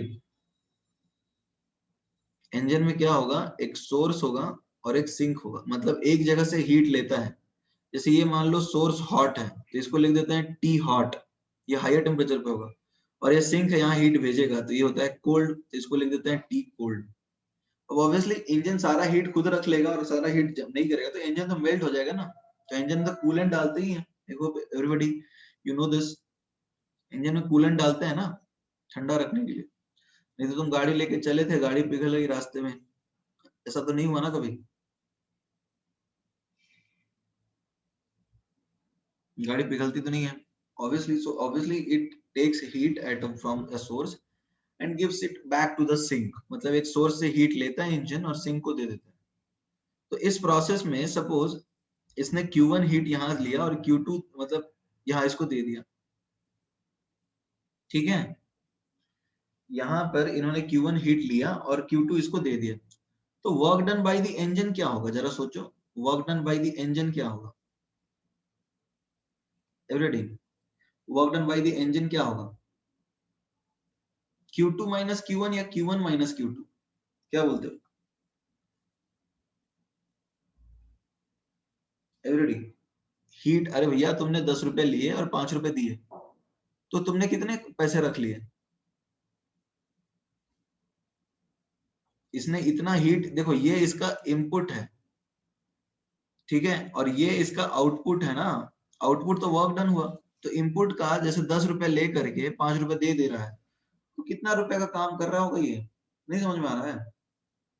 इतना हीट लिया और इतना वापस कर दिया, तो रखा कितना इसने अपने पास, Q1 माइनस Q2 ही रखा ना। इज दैट क्लियर और नॉट? तो ये जो Q1 माइनस Q2 है, यही तो इस इंजन का आउटपुट होगा। Is that clear? ये इसमें कोई डाउट है? लैग, आवाज नहीं आ रही everybody, can you hear me?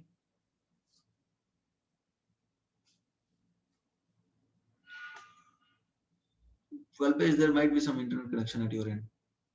See, what I'm trying to say is, engine ने Q1 हीट लिया है, राइट, और Q2 हीट दे दिया सिंक को वापस, तो कितना हीट उसने रख लिया?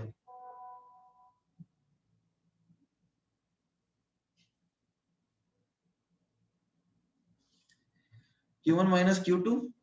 Is that clear? Kalpesh is saying no sound. Everybody, can you hear me? आवाज आ रही है आपको? Probably Kalpesh, there is some internet issue at your end. फिर से वाईफाई यूज कर रहे हो तो उसको रीबूट करो, ठीक हो जाएगा। So what I was trying to tell you, suppose engine ने हीट Q1 लिया और Q2 दे दिया, तो work done Q1 minus Q2 हो गया, यहाँ तक कोई दिक्कत नहीं है। तो ये वर्क जो है ये अपना आउटपुट है, और Q1 जो है वो अपना इनपुट है। Is that clear or not?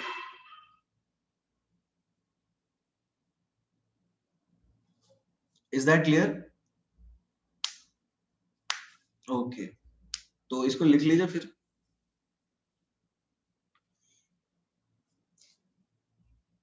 अच्छा, ये तो समझ में आ रहा है ना कि सोर्स ज्यादा गर्म होगा और सिंक ठंडा होगा, तभी हीट इधर से इधर जाएगा।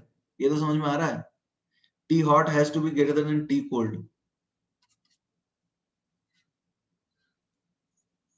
इसलिए उसको हॉट और कोल्ड लिखा भी है मैंने।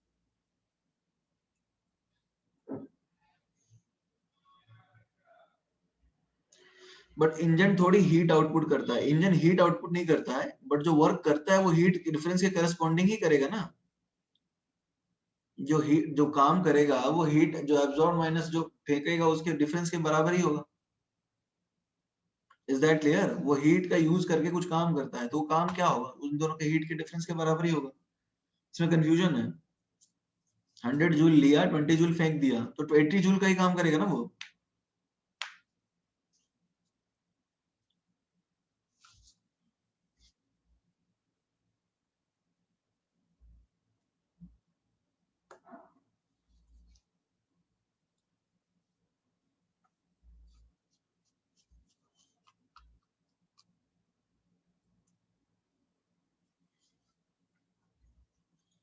Clear everybody, written not?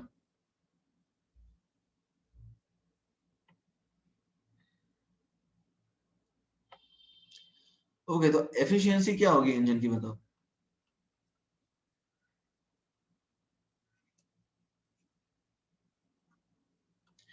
Everybody, efficiency क्या होगी इंजन की? वर्क डन अपॉन हीट, तो यानी Q1 minus Q2 upon Q1 होगा। Is that clear? यानी NCM T hot minus NCM T cold upon NCM, just minute, NCM T hot, तो NCM cut जाएगा, तो T hot minus T cold upon T hot, T cold sorry. तो इसको ऐसा लिख सकते हैं, 1 minus T cold by T hot is the efficiency of the engine। ये क्लियर नहीं है? अरे भैया, वर्क डन बाय हीट, यही तो आउटपुट, वही तो। अरे एफिशिएंसी क्या होगा? वर्क जो काम किया अपॉन जो हीट लिया। फिर से समझा देता हूं, ध्यान से देखो। काम जो किया ये क्या है, ये है, और इनपुट क्या है, इसने यही लिया था ना, और इसका ये काम किया है। तो Q1 माइनस Q2 ही तो किया है हमने। Q1 minus Q2 is the work done, ये हमारा आउटपुट है।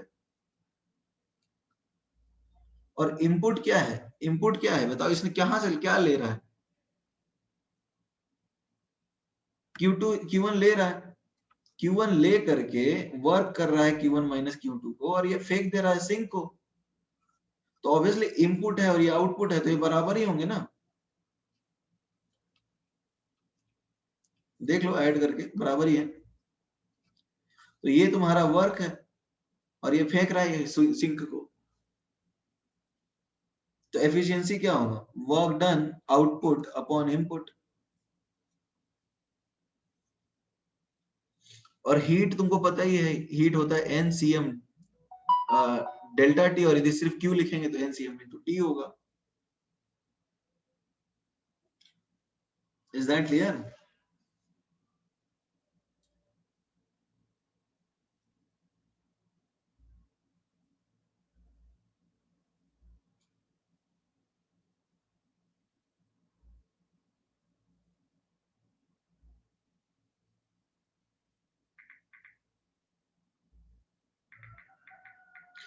ठीक है, टी सबस्ट्रेट में है।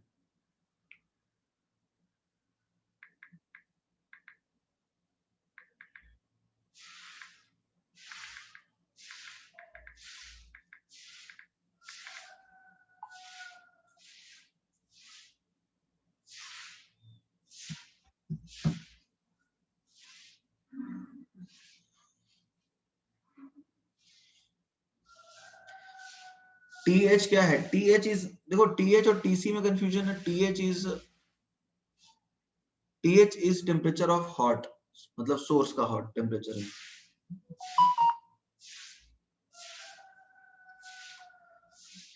Is that clear? जो सोर्स है ना उसका टेम्परेचर को अपन टी हॉट लिख रहे हैं, और जो सिंक है उसका टेम्परेचर को अपन टी कोल्ड लिख रहे हैं। Is that clear?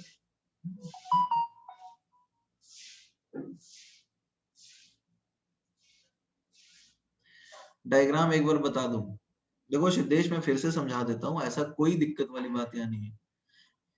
यहाँ लिखा है कि इंजन क्या करता है, इंजन एक सोर्स से टेम्परेचर, हायर टेम्परेचर पे सोर्स होता है तो इसको लिखा है टी हॉट, और एक लोअर टेम्परेचर पे होता है सिंक। ठीक है, तो अब वो टी हॉट से लेकर के टी होल्ड कोल्ड के बीच में एनर्जी जो है वो फेंक रहा है, राइट? इज दैट क्लियर और नॉट? वो टी हॉट से टी कोल्ड के बीच में टेम्परेचर फेंक रहा है, मतलब हीट फेंक रहा है। तो इंजन क्या करेगा, इंजन एक सोर्स से हीट लेता है जो कि हायर टेम्परेचर, इसलिए टी हॉट लिखा है। सिंक एक लोअर टेम्परेचर पर, इसको टी कोल्ड लिखा है। तो ये क्या करेगा, हीट ले लेगा टी सोर्स से और फेंक देगा सिंक को। तो जो डिफरेंस ऑफ हीट ये खुद रख पाएगा वही उतना ही काम कर पाएगा। ये क्लियर है? इसमें ये Q1 माइनस Q2 आउटपुट हो जाएगा जो कि काम है, और Q1 इनपुट हो जाएगा। अब एफिशिएंसी की बात कर लें हम, एफिशिएंसी की, तो कार्नोट साइकिल की एफिशिएंसी जो होती है वो होती है Q1 minus Q2 upon Q1। ठीक है एवरीबॉडी, कोई दिक्कत है?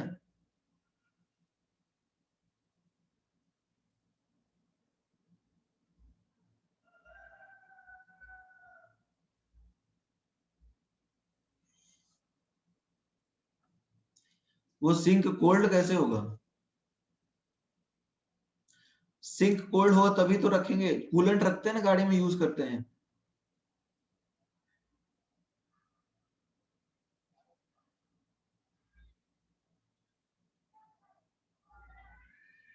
तो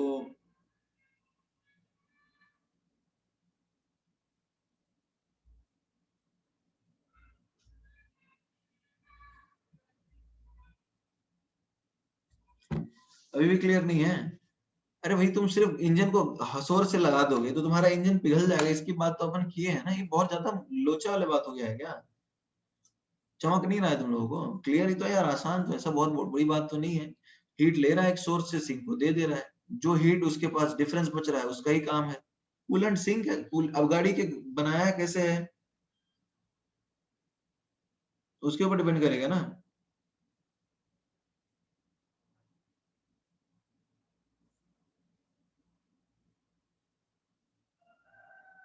अभी भी क्लियर नहीं है क्या?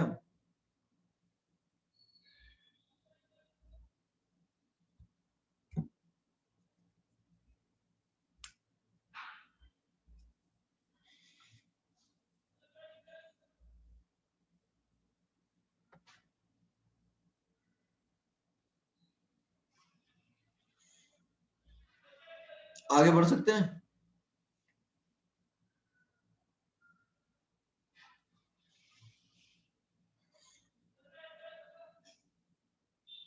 एवरीबॉडी आगे बढ़े या नहीं बढ़े, बताओ, कोई अभी भी डाउट है? कोई कुछ बोल ही नहीं रहा। ठीक है, तो एफिशिएंसी के लिए अपने पास एक रिजल्ट है, and what is that result? Efficiency के लिए अपने पास एक रिजल्ट ये आया कि एफिशिएंसी जो कार्नोट साइकिल की है, इसको लिखते हैं eta, it is 1 minus T cold upon T hot. इसमें किसी को डाउट तो नहीं है ना? ठीक है एवरीबॉडी, इसमें किसी को डाउट तो नहीं है? हाँ है ना, कुछ तो बोलो। तो अब कार्नोट का कहना ये था, मतलब ये जो इंजन बना वो किसी ना किसी सोर्स और सिंक के बीच में तो काम करेगा ही ना, कोई भी इंजन किसी ना किसी सोर्स और सिंक के बीच में काम करेगा ही। तो अब इसकी एफिशिएंसी 1 हो सकती है क्या? The efficiency of an ideal heat of the efficiency of Carnot engine cannot be unity, cannot be one. ये सेकंड लॉ ऑफ थर्मोडायनेमिक्स होता है फिजिक्स में, ये वन हो ही नहीं सकता। अब वन क्यों नहीं हो सकता बताओ? इसको वन करने के लिए तुम्हें क्या चाहिए? तुम्हें चाहिए ये T cold by T hot होता है। तो इसको वन तुम कब कर सकते हो? कब कर सकते हो? या तो टीसी को जीरो कर दो या टी हॉट को इन्फिनाइट कर दो, दोनों कंडीशंस पॉसिबल नहीं है।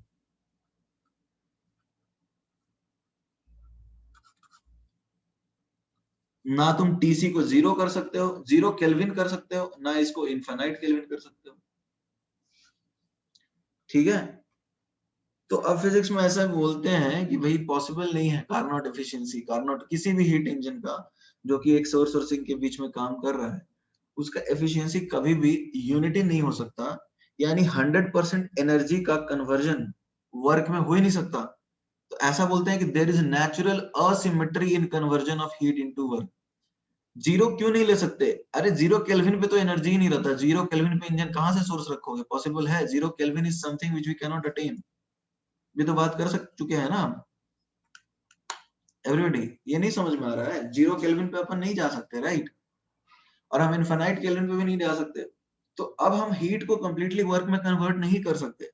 तो फिजिक्स में ऐसे भी समझाते हैं कि there is natural asymmetry between inter conversion of heat and work, यानी हीट और वर्क को हम पूरी तरह से कन्वर्ट नहीं कर सकते हैं। There is natural asymmetry. समझ में आया ये? पहले इसको लिख लो, I also write that law, मतलब वो फिजिक्स का है, वैसे केमिस्ट्री में नहीं है। कई जगह पे ये स्टेटमेंट वैसे पूछते हैं, मतलब कि ये फर्स्ट लॉ को बोल सकते हैं क्या? स्टेटमेंट है इम्पोर्टेंट। ये लिख लिया सबने?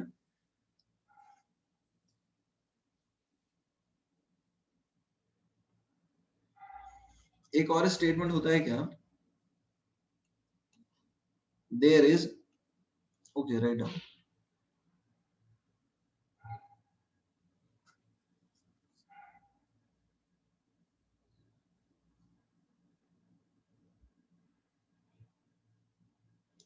नहीं, this is not first laws alternate statement, this is the alternate statement for second law. First law यार कहानी बहुत पुरानी थी, तो कब का खत्म कर दिया हमने। सेकंड लॉ का अल्टरनेट स्टेटमेंट है ना।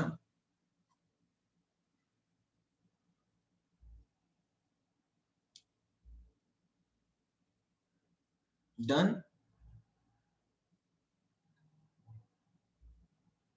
तो कॉन्सेप्ट ये है कि there is natural asymmetry. Asymmetry में डबल एस होगा या सिंगल एस, कोई बता सकता है? सिंगल एस ही होगा ना? ठीक है, there is natural asymmetry between interconversion of heat and work। मतलब समझ में आ रहा है ये असिमेट्री का मतलब क्या है? पूरा हीट को तुम पूरे वर्क में कन्वर्ट नहीं कर सकते और पूरे वर्क को तुम पूरे हीट में कन्वर्ट नहीं कर सकते। ये समझ में आया? रीजन क्या? एफिशिएंसी वन नहीं हो सकता। तो वो बाकी डिफरेंस जाता कहाँ है बताओ? वो एंट्रोपी बढ़ाता है यूनिवर्स की, समझ में आ रहा है? तो हमने जो एंट्रोपी के टर्म्स में पढ़ा वो ज्यादा बेहतर एक्सप्लेनेशन है सेकंड लॉ का।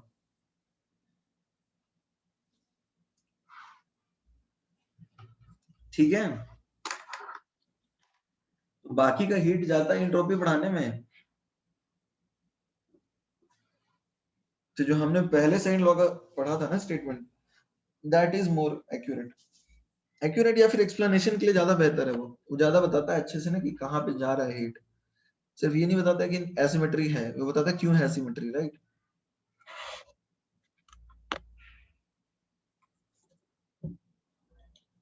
इंपॉर्टेंट है फिजिक्स के लिए, तो इंपॉर्टेंट है ही, ठीक है। तो ये हो गया बेसिक इंट्रो कार्नोट साइकिल का, ये तो शायद समझ में आया होगा। ये नॉर्मल देखो बेसिकली ये जो ऊपर हमने पढ़ा है, अच्छा ये बताओ ये ऊपर हमने जो पढ़ा वो कार्नोट इंजन पढ़ा या हीट इंजन पढ़ा? एवरीबॉडी, ये जो हमने ऊपर पढ़ा वो कार्नोट साइकिल पढ़ा है या कि नॉर्मल हीट इंजन पढ़ा है? ये कार्नोट नहीं है actually, this is any random heat engine. इसमें कोई अलग बात हुई ही नहीं, एक रैंडम हीट इंजन है जो कि कार्नोट साइकिल के अंदर हम लोग पढ़ रहे हैं। This is any normal heat engine, because हमने कुछ स्पेसिफिक बात करी ही नहीं, हमने कोई कंडीशन की बात की कहाँ, हीट ले रहा है दे रहा है वो तो कोई भी इंजन करेगा। This is any normal heat engine operating between source and a sink between temperatures T cold T hot. So basically this is a normal engine. This is not Carnot engine. अभी Carnot engine की भी बात कर लेते हैं। अब Carnot क्या है बताते हैं। नॉर्मल हीट इंजन था यहाँ पे हमारा, Carnot भी यही करेगा। अब Carnot engine क्या है वो बात कर लेते हैं। This was normal heat engine. अब Carnot engine क्या था, Carnot एक साइंटिस्ट था, उसने क्या कहा, Carnot engine ये ऐसा इंजन बनाया, हाइपोथेटिकल इंजन। अब ये भी देखो कहानी है, ऐसा कुछ होता नहीं है। A hypothetical engine which will generate maximum possible theoretical efficiency, which will generate maximum possible theoretical efficiency। समझ में आ रहा है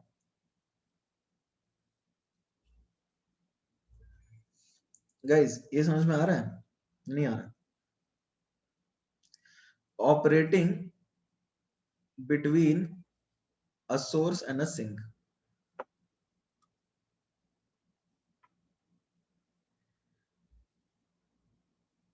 Everybody, is that clear or not? Guys, please respond in the chat box। Carnot ने क्या बोला, वो एक ऐसा इंजन बता रहा है, थ्योरेटिकल इंजन है वो, प्रैक्टिकली ऐसा कुछ होता नहीं है, ठीक है। तो उसने कहा कि एक थ्योरेटिकल इंजन बनाएगा जिसकी थ्योरेटिकली मैक्सिमम हो सकती है एफिशिएंसी। समझ में आ रहा है? इससे ज्यादा एफिशिएंसी किसी की इंजन की नहीं हो सकती, आज तक नहीं बनी वैसे भी, ठीक है। तो ये बताया कि ये जो इंजन है इसकी पॉसिबल एफिशिएंसी मैक्सिमम है। यदि तुम मैकेनिकल वगैरह चूज करते हो या फिर मेटलर्जी भी चूज कर लेते हो, प्रोडक्शन यूज कर चूजते हो इंजीनियरिंग में, तुम इस तरह के इंजन काफी पढ़ो, ठीक है। इंजन अब नहीं नहीं, एफिशिएंसी वन नहीं है, एफिशिएंसी वन की क्लोजेस्ट है। समझ में आ रहा है? Is that clear? जैसे सत्य बोलने वाले सारे मनुष्य नहीं होते हैं, बट एक होता है कि ज्यादातर सच बोलता है, कम बोलता है झूठ, तो वो भगवान के क्लोजेस्ट है। समझ में आया? या फिर ऐसा इंसान जो गलतियां करे ही ना, वो भगवान के क्लोजेस्ट होगा। तो ऐसा तो नहीं है कि कुछ भी ना करे, कम गलती करेगा, राइट। जैसे एग्जाम जैसे एडवांस दे रहे हैं, तो एडवांस में तो 100% मार्क्स नहीं आ सकता, मेंस में किसी का एक आध बार आया है, ठीक है। तो जो हाईएस्ट स्कोर किया वो भगवान के सबसे करीब है, उसने कोई गलती नहीं करी, राइट। तो इसी तरह से कार्नोट ने थ्योरेटिकली बताया कि थ्योरेटिकली एफिशिएंसी वन नहीं हो सकती, बट वन के क्लोजेस्ट कब हो सकती है, किस कंडीशन में हो सकती है, और जिस कंडीशन में वन के क्लोजेस्ट होगी उस कंडीशन को कार्नोट ने अपने इंजन में बताया। तो ये होता है Carnot cycle. Is that clear? Okay fine, तो ये डेफिनेशन लिख लीजिए।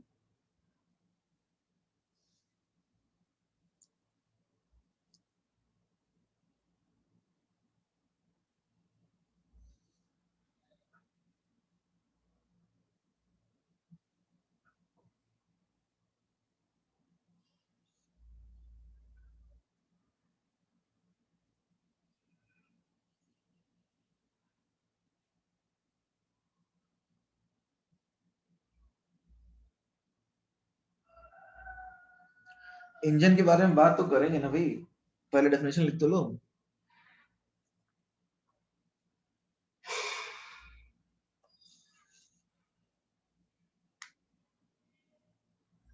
डन।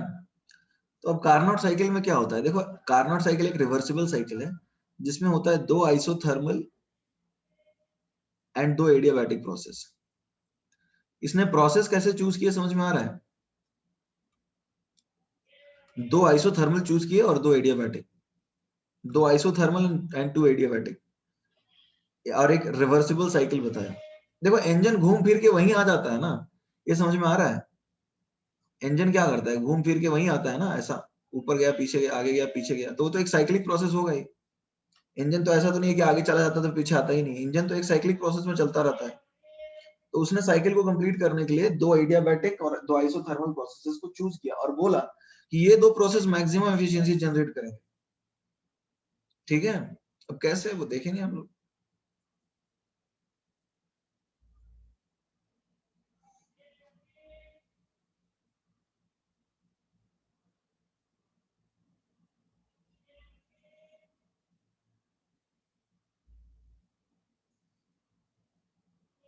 रिटन एवरीवन, ये लिख लिया ना तुमने? फाइन। तो दो आइसोथर्मल और दो adiabatic.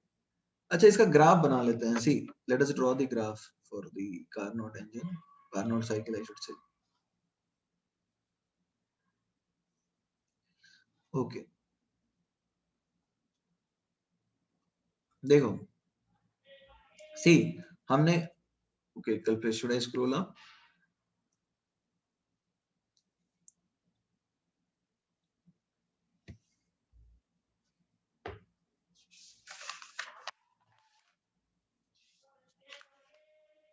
That is a good question Saloni, why did he choose isothermal? ये मैं तुमसे ही पूछूंगा, तुम बताओगे इसका answer. Saloni has a question कि दो आइसोथर्मल दो एडियाबैटिक क्यों चूज किया? वेरी गुड क्वेश्चन, तो अच्छा है।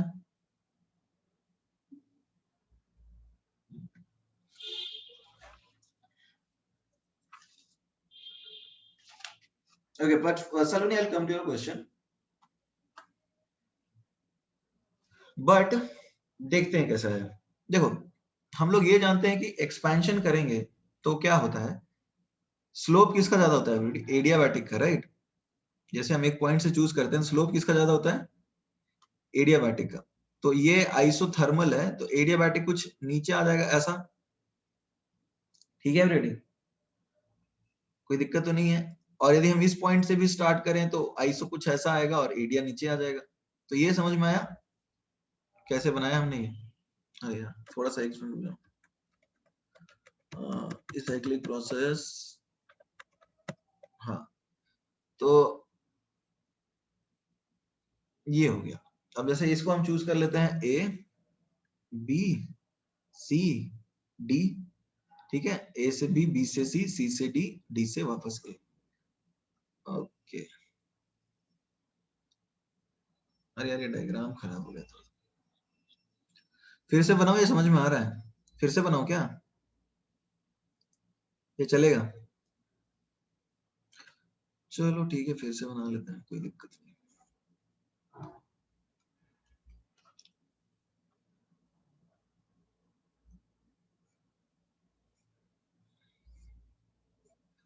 अब ये देखो, परफेक्ट कर्व नहीं बनाया मैंने, मैं तुम्हें समझ में आ गया होगा ना किस तरह से बनाया है, क्योंकि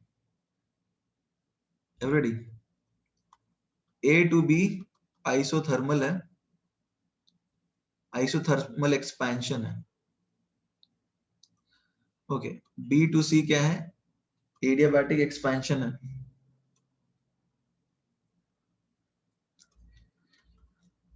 सी टू डी क्या है? आइसोथर्मल कंप्रेशन है। आइसो कंप्रेशन लिख दूं चलेगा, समझ जाओगे? और डी टू ए क्या है? एडिया कंप्रेशन। ठीक है, तो अब देखो साइकिल कंप्लीट हो गया। ठीक है, साइकिल कंप्लीट हो गया, इसमें कोई दिक्कत तो है नहीं। अब देखो यहाँ पे डी टू ए में हीट ट्रांसफर 0, इसमें भी heat transfer 0। Is that clear?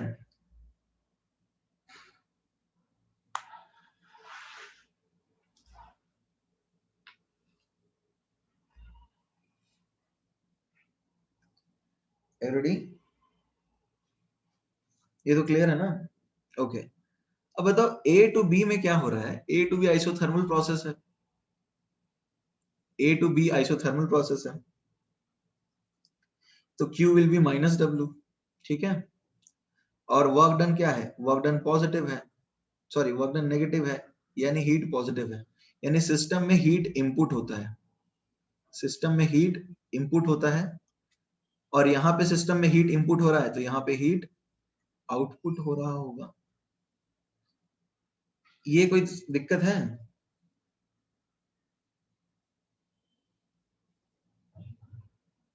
Every day, यहाँ कोई दिक्कत है? किस ए टू बी में सिस्टम में हीट इनपुट हो रहा होगा। अरे देखो ए टू बी एक्सपेंशन है ना श्रेयस, तो एक्सपेंशन देखो ना, ए टू बी एक्सपेंशन है तो वर्क डन तो नेगेटिव होगा, और ये कंप्रेशन है तो ए टू बी में हीट पॉजिटिव यानी हीट इनपुट हुआ। अरे ए टू बी एक्सपेंशन नहीं दिख रहा है, वॉल्यूम बढ़ रहा है, और सी टू डी में हीट, इसमें Q1 हीट इनपुट होगा, यहाँ पे Q1 इनपुट, और यहाँ पे Q2 एग्जिट करेगा, Q2 इज गिवन। अरे एक्सपेंशन में वर्क डन नेगेटिव क्यों होता है? ये तो साइन कन्वेंशन है अपना।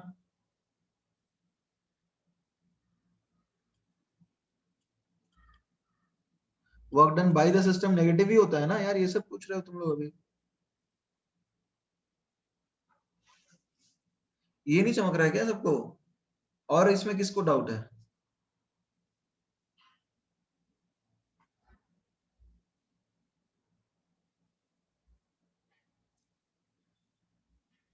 हीट का नहीं समझे? अरे आइसोथर्मल प्रोसेस हो भैया, हीट मतलब, अरे एडियाबैटिक प्रोसेस में हीट ट्रांसफर नहीं होता है, इसमें क्या डाउट है तुम्हें? एडी और बीसी में हीट ट्रांसफर नहीं होगा, is that clear? Isothermal process में change in internal energy zero होता है, तो Q is equal to minus W होगा, ये नहीं समझ में आ रहा? तो अब वर्क डन नेगेटिव है तो नेगेटिव नेगेटिव पॉजिटिव, यानी हीट गिवन, हीट पॉजिटिव यानी हीट इनपुट, और यहाँ हीट आउटपुट टू सिंक, यहाँ हीट दे दिया सिंक को। देख लो यहाँ वर्क डन पॉजिटिव है तो हीट नेगेटिव हो गया, यानी सिस्टम से बाहर निकल रहा है हीट, तो यहाँ हीट ले रहा है, और यहाँ हीट सोर्स से ले रहा है ए बी में, और यहाँ हीट सिंक को दे रहा है, और बाकी एडीबीसी में हीट ट्रांसफर नहीं कर रहा है। इतना ही कहानी तो मैं समझाना चाह रहा हूँ, ये क्लियर नहीं है क्या? यही हो रहा है ना guys, are we clear on this? AB में हीट ले रहा है और सीडी में हीट दे रहा है। अब सलोनी तुम्हारे सवाल पे आ जाए, अब जरा समझने की कोशिश करना, थोड़ा सा ट्रिकी बात है, ध्यान से सुनना। सलोनी अच्छा क्वेश्चन पूछा था, हीट में सीडी में हीट कैसे दे रहा है यार, एक सेकंड रुको तुम। Q is equal to minus W होता है, डब्ल्यू सी डी क्या है बताओ? डब्ल्यू सी डी पॉजिटिव है, तो नेगेटिव पॉजिटिव नेगेटिव हुआ, यानी सिस्टम से हीट बाहर निकला, तो किसको दिया? सिंक को दिया। अभी भी क्लियर नहीं है?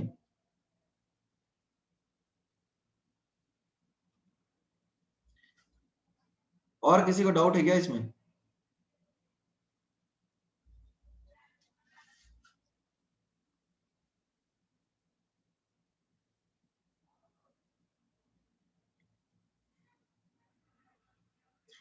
एवरीबॉडी, इसमें किसी को डाउट है? एवरीबॉडी, और किसी को डाउट है तो बोलो। तो ये मजा आ रहा है इंजन के बारे में पढ़ के, और टेंशन हो रहा है उल्टा?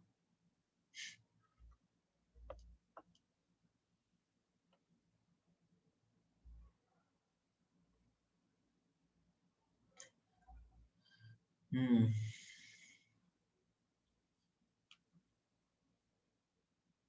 Okay fine.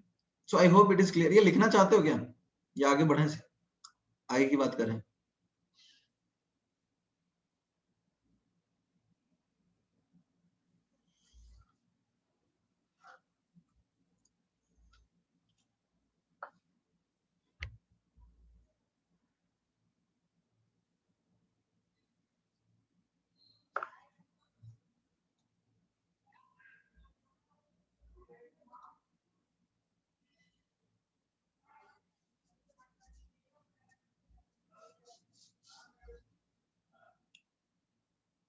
Okay done everyone, कर लिया तुमने, लिख लिया?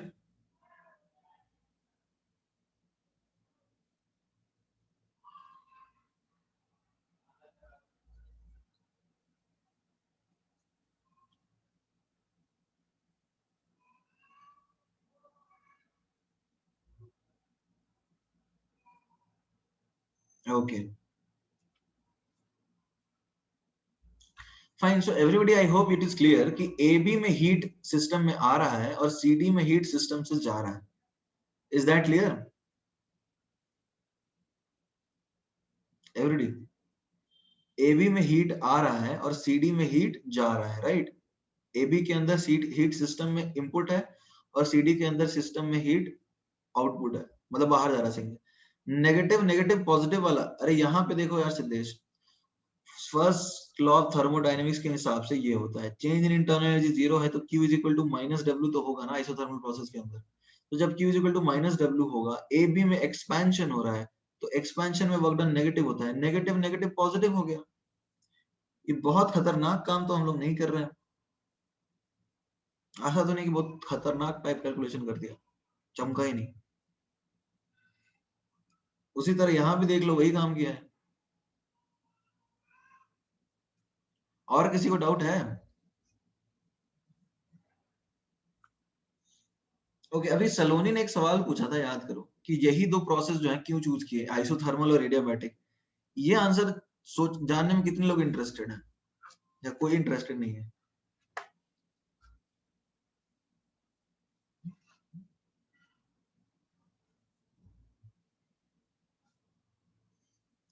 तो एक चीज बताओ, देखो हीट ट्रांसफर कहाँ हो रहा है, हमने पढ़ा था, जरा सोचने की कोशिश करो. हमने क्या पढ़ा था, एक सोर्स होता है अपने पास और एक होता है सिंक, राइट? एक होता है सोर्स और एक होता है अपने पास सिंक. सोर्स से अपन हीट लेते हैं और सिंक को अपन देते हैं, राइट एवरीबॉडी? सोर्स से अपन हीट लेते हैं और सिंक को देते हैं. बाकी दो प्रोसेस में तो हीट ट्रांसफर हम करते ही नहीं है, राइट? तो एक बात बताओ, when heat given to the system is same, then work done is maximum in which process? When heat given to the system is same, then work done is maximum in which process? बताओ. Isothermal. तो अब बताओ isothermal क्यों choose किया, कुछ चमक रहा है? क्योंकि हीट सिर्फ यही आइसोथर्मल में ही एक्सचेंज कर रहे हैं और बाकी प्रोसेस में हीट एक्सचेंज कर ही नहीं रहे हैं.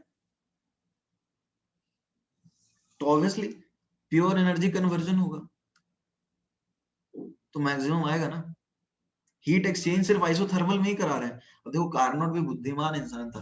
थर्मोडायनेमिक्स थोड़ा डिफिकल्ट तुमको लग सकता है, बट टॉपिक इंटरेस्टिंग है यदि तुम समझ पाते हो तो. कितना बुद्धि लगाया लोगों ने. हीट सेम क्यों? हीट सेम मतलब, I Saloni I could not understand your question, can you please repeat or unmute yourself?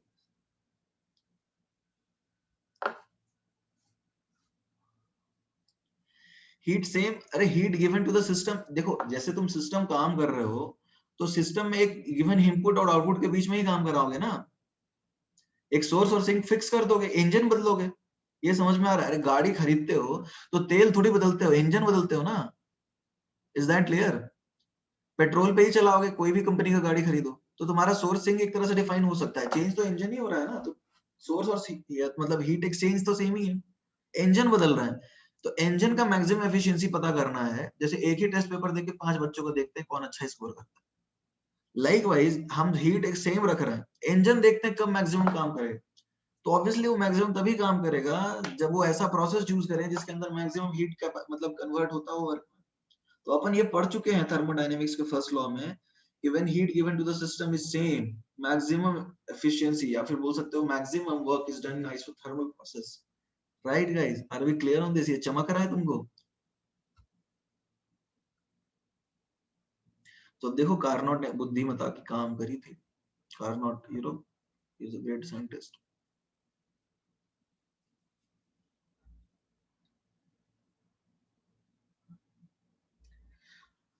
चलो सलोनी, अब तुम्हें बाकी दो प्रोसेस का समझ में आया क्या? सलोनी ने एक चीज सवाल तो अच्छा पूछा था, बाकी अब आ गया बीसी और डीए. इसकी बात क्यों अब क्यों चूज कर लिया? एडियाबैटिक क्यों चूज किया, कुछ समझ में आ रहा है? दो एडियाबैटिक क्यों चूज किया? एडियाबैटिक में हीट एक्सचेंज ही नहीं करता, वो हीट लेगा नहीं देगा नहीं. समझ में आ रहा है? एडियाबैटिक ऐसा प्रोसेस जो हीट लेता ही नहीं है ना देता है, अभी कहानी ही खत्म. हीट लेगा ही नहीं. अब जब हीट लेगा देगा तो मैक्सिमम है. मतलब क्या करेंगे, हम टीम में बैटिंग करा रहे हैं और जो अपना बेस्ट बैट्समैन है उससे ही खिला रहे हैं, बाकी खेलेंगे ही नहीं, सिर्फ वही बैटिंग करेगा. तो जीतने के चांसेस हम बोल सकते हैं ये हमारी टीम की मैक्सिमम थ्योरेटिकल बैटिंग एफिशिएंसी है. समझ में आ रहा है? जब भी बैटिंग करेगा वही करेगा, बाकी करेंगे ही नहीं।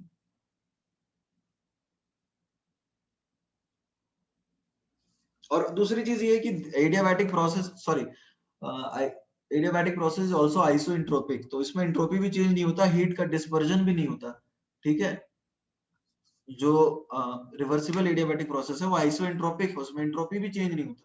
तो और अच्छी बात है, बहुत बढ़िया, दिमाग लगाया बंदे ने। ये थ्योरेटिकल मैक्सिमम एफिशिएंसी जनरेट करेगा। ओके, फिर से एक बार बताएं। देखो श्रेयस, फिर से समझने की कोशिश करना। हमने क्या किया था, एक सोर्स डिफाइन किया था, एक सिंक डिफाइन किया था, याद आ रहा है? हमने एक सोर्स डिफाइन किया था और सिंक डिफाइन किया था। तो अब इंजन क्या करता है, हीट लेता है सोर्स से और फेंक देता है सिंक को, यही करता है, राइट? तो अब ये गिवन हीट, जो हीट तो मान के चलोगे ना कि सेम रखोगे, इंजन बदलोगे, जैसे पेट्रोल है, गाड़ी बदलते हो ना। तो अब इंजन की मैक्सिमम एफिशिएंसी के लिए कोई एक ऐसा प्रोसेस चूज करना होगा, जैसे देखो बताया था, when heat given to the system is same, maximum work done is in which process, बताओ। जब system heat given to the system same रखोगे तो आइसोथर्मल में मैक्सिमम वर्क होता है। तो तुमको पता है कि हीट हमने Q1 Q2 डिफाइन कर रखा है, तो इस गिवन हीट सिस्टम के बीच में मैक्सिमम काम आइसोथर्मल ही कर सकता है। और बाकी जो दो प्रोसेस चूज किए वो हीट ट्रांसफर ही नहीं करते, तो ऑब्वियसली थ्योरेटिकली मैक्सिमम एफिशिएंसी आया ना। अभी भी नहीं चमका?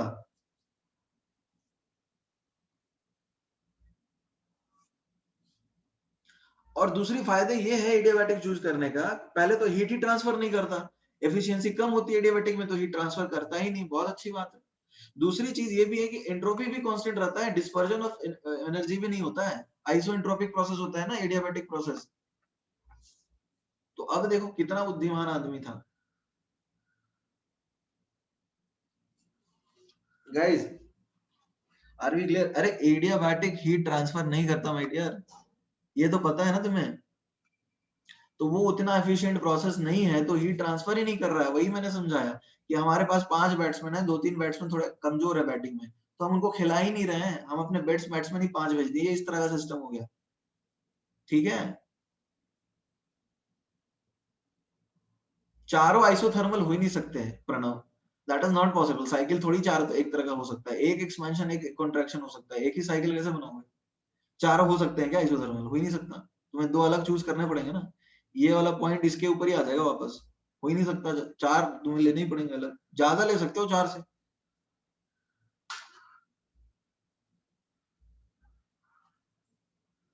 एडियाबैटिक का नहीं समझा?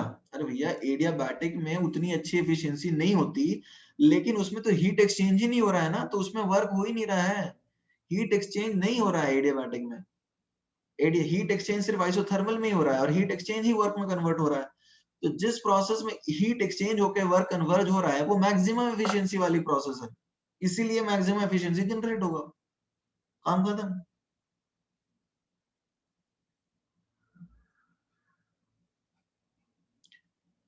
दूसरी चीज, आइसोएंट्रोपिक होता है एडियाबैटिक, यानी हीट डिस्पर्जल भी नहीं होता उसके अंदर, तो ऑब्वियसली सारी कंडीशन सूटेड है मैक्सिमम एफिशिएंसी के लिए।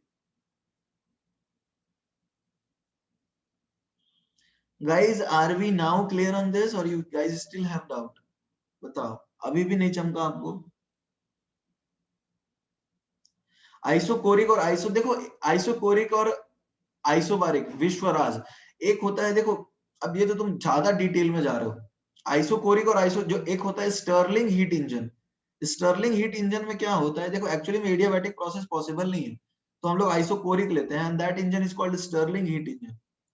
उसमें क्या करते हैं, स्टर्लिंग हीट इंजन में वर्क ही नहीं करवाते उसके अंदर, आइसो एडियाबैटिक को रिप्लेस कर देते हैं आइसोकोरिक से। उसमें क्या फायदा होगा, आइसोकोरिक भी काम नहीं करेगा, तो वो अलग अलग मॉडिफिकेशन है, वो तुम इंजीनियरिंग में भी पढ़ सकते हो, that is one thing you can do.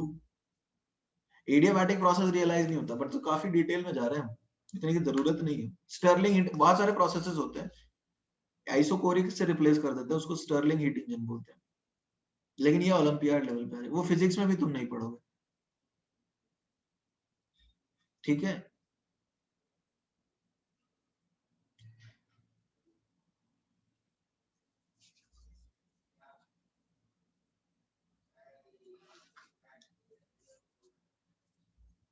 Okay, कोई डाउट है?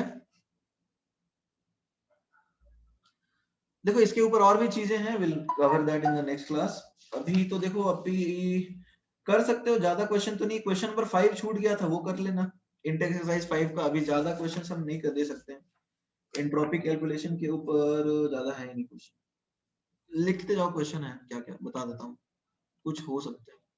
ये लिख लिया था ना सबने?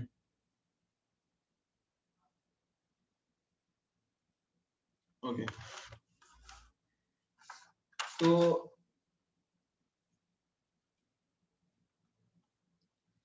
Intex exercise, Intex exercise question number 5 जो हमने छोड़ दिया था उसको हम कर सकते हैं। और इंटेक्स एक्सरसाइज 6 में क्वेश्चन 1, 3 और 5, 1, 3, 5 तीन बन रहे हैं घर, यही हो सकता है, बाकी इतना ही रहने दो। तो देखो अभी क्या है, थर्मोडायनेमिक्स में, देखो थर्मोडायनेमिक्स में थ्योरी काफी है, तो इसको रिवाइज करते रहना है, ठीक है। But it is not boring, it is interesting and it has a wide range of applications. इससे काफी कुछ मतलब साइंस में पता चलता है, तो आप इसको इग्नोर नहीं कर सकते हो, इसमें थोड़ा कोशिश लो, चैलेंज लेना चाहिए ना भाई। जो चीज डिफिकल्ट है, जिसमें काफी लोगों ने काम किया है, वो थोड़ा सा डिफिकल्ट तो लगेगा ना। इन लोगों को सालों लग गए यार, 100-200 साल लग गए, 300-400 साल थ्योरी बनाने में, तुमको थोड़ा समय तो देना होगा ना समझने में, ठीक है। तो उसको एज अ चैलेंज लो, एक्सेप्ट करो और इसको अच्छा करो, इसमें टेंशन लेने की क्या बात है, उसको बार बार पढ़ो और क्या। Fine, any doubt in today's class?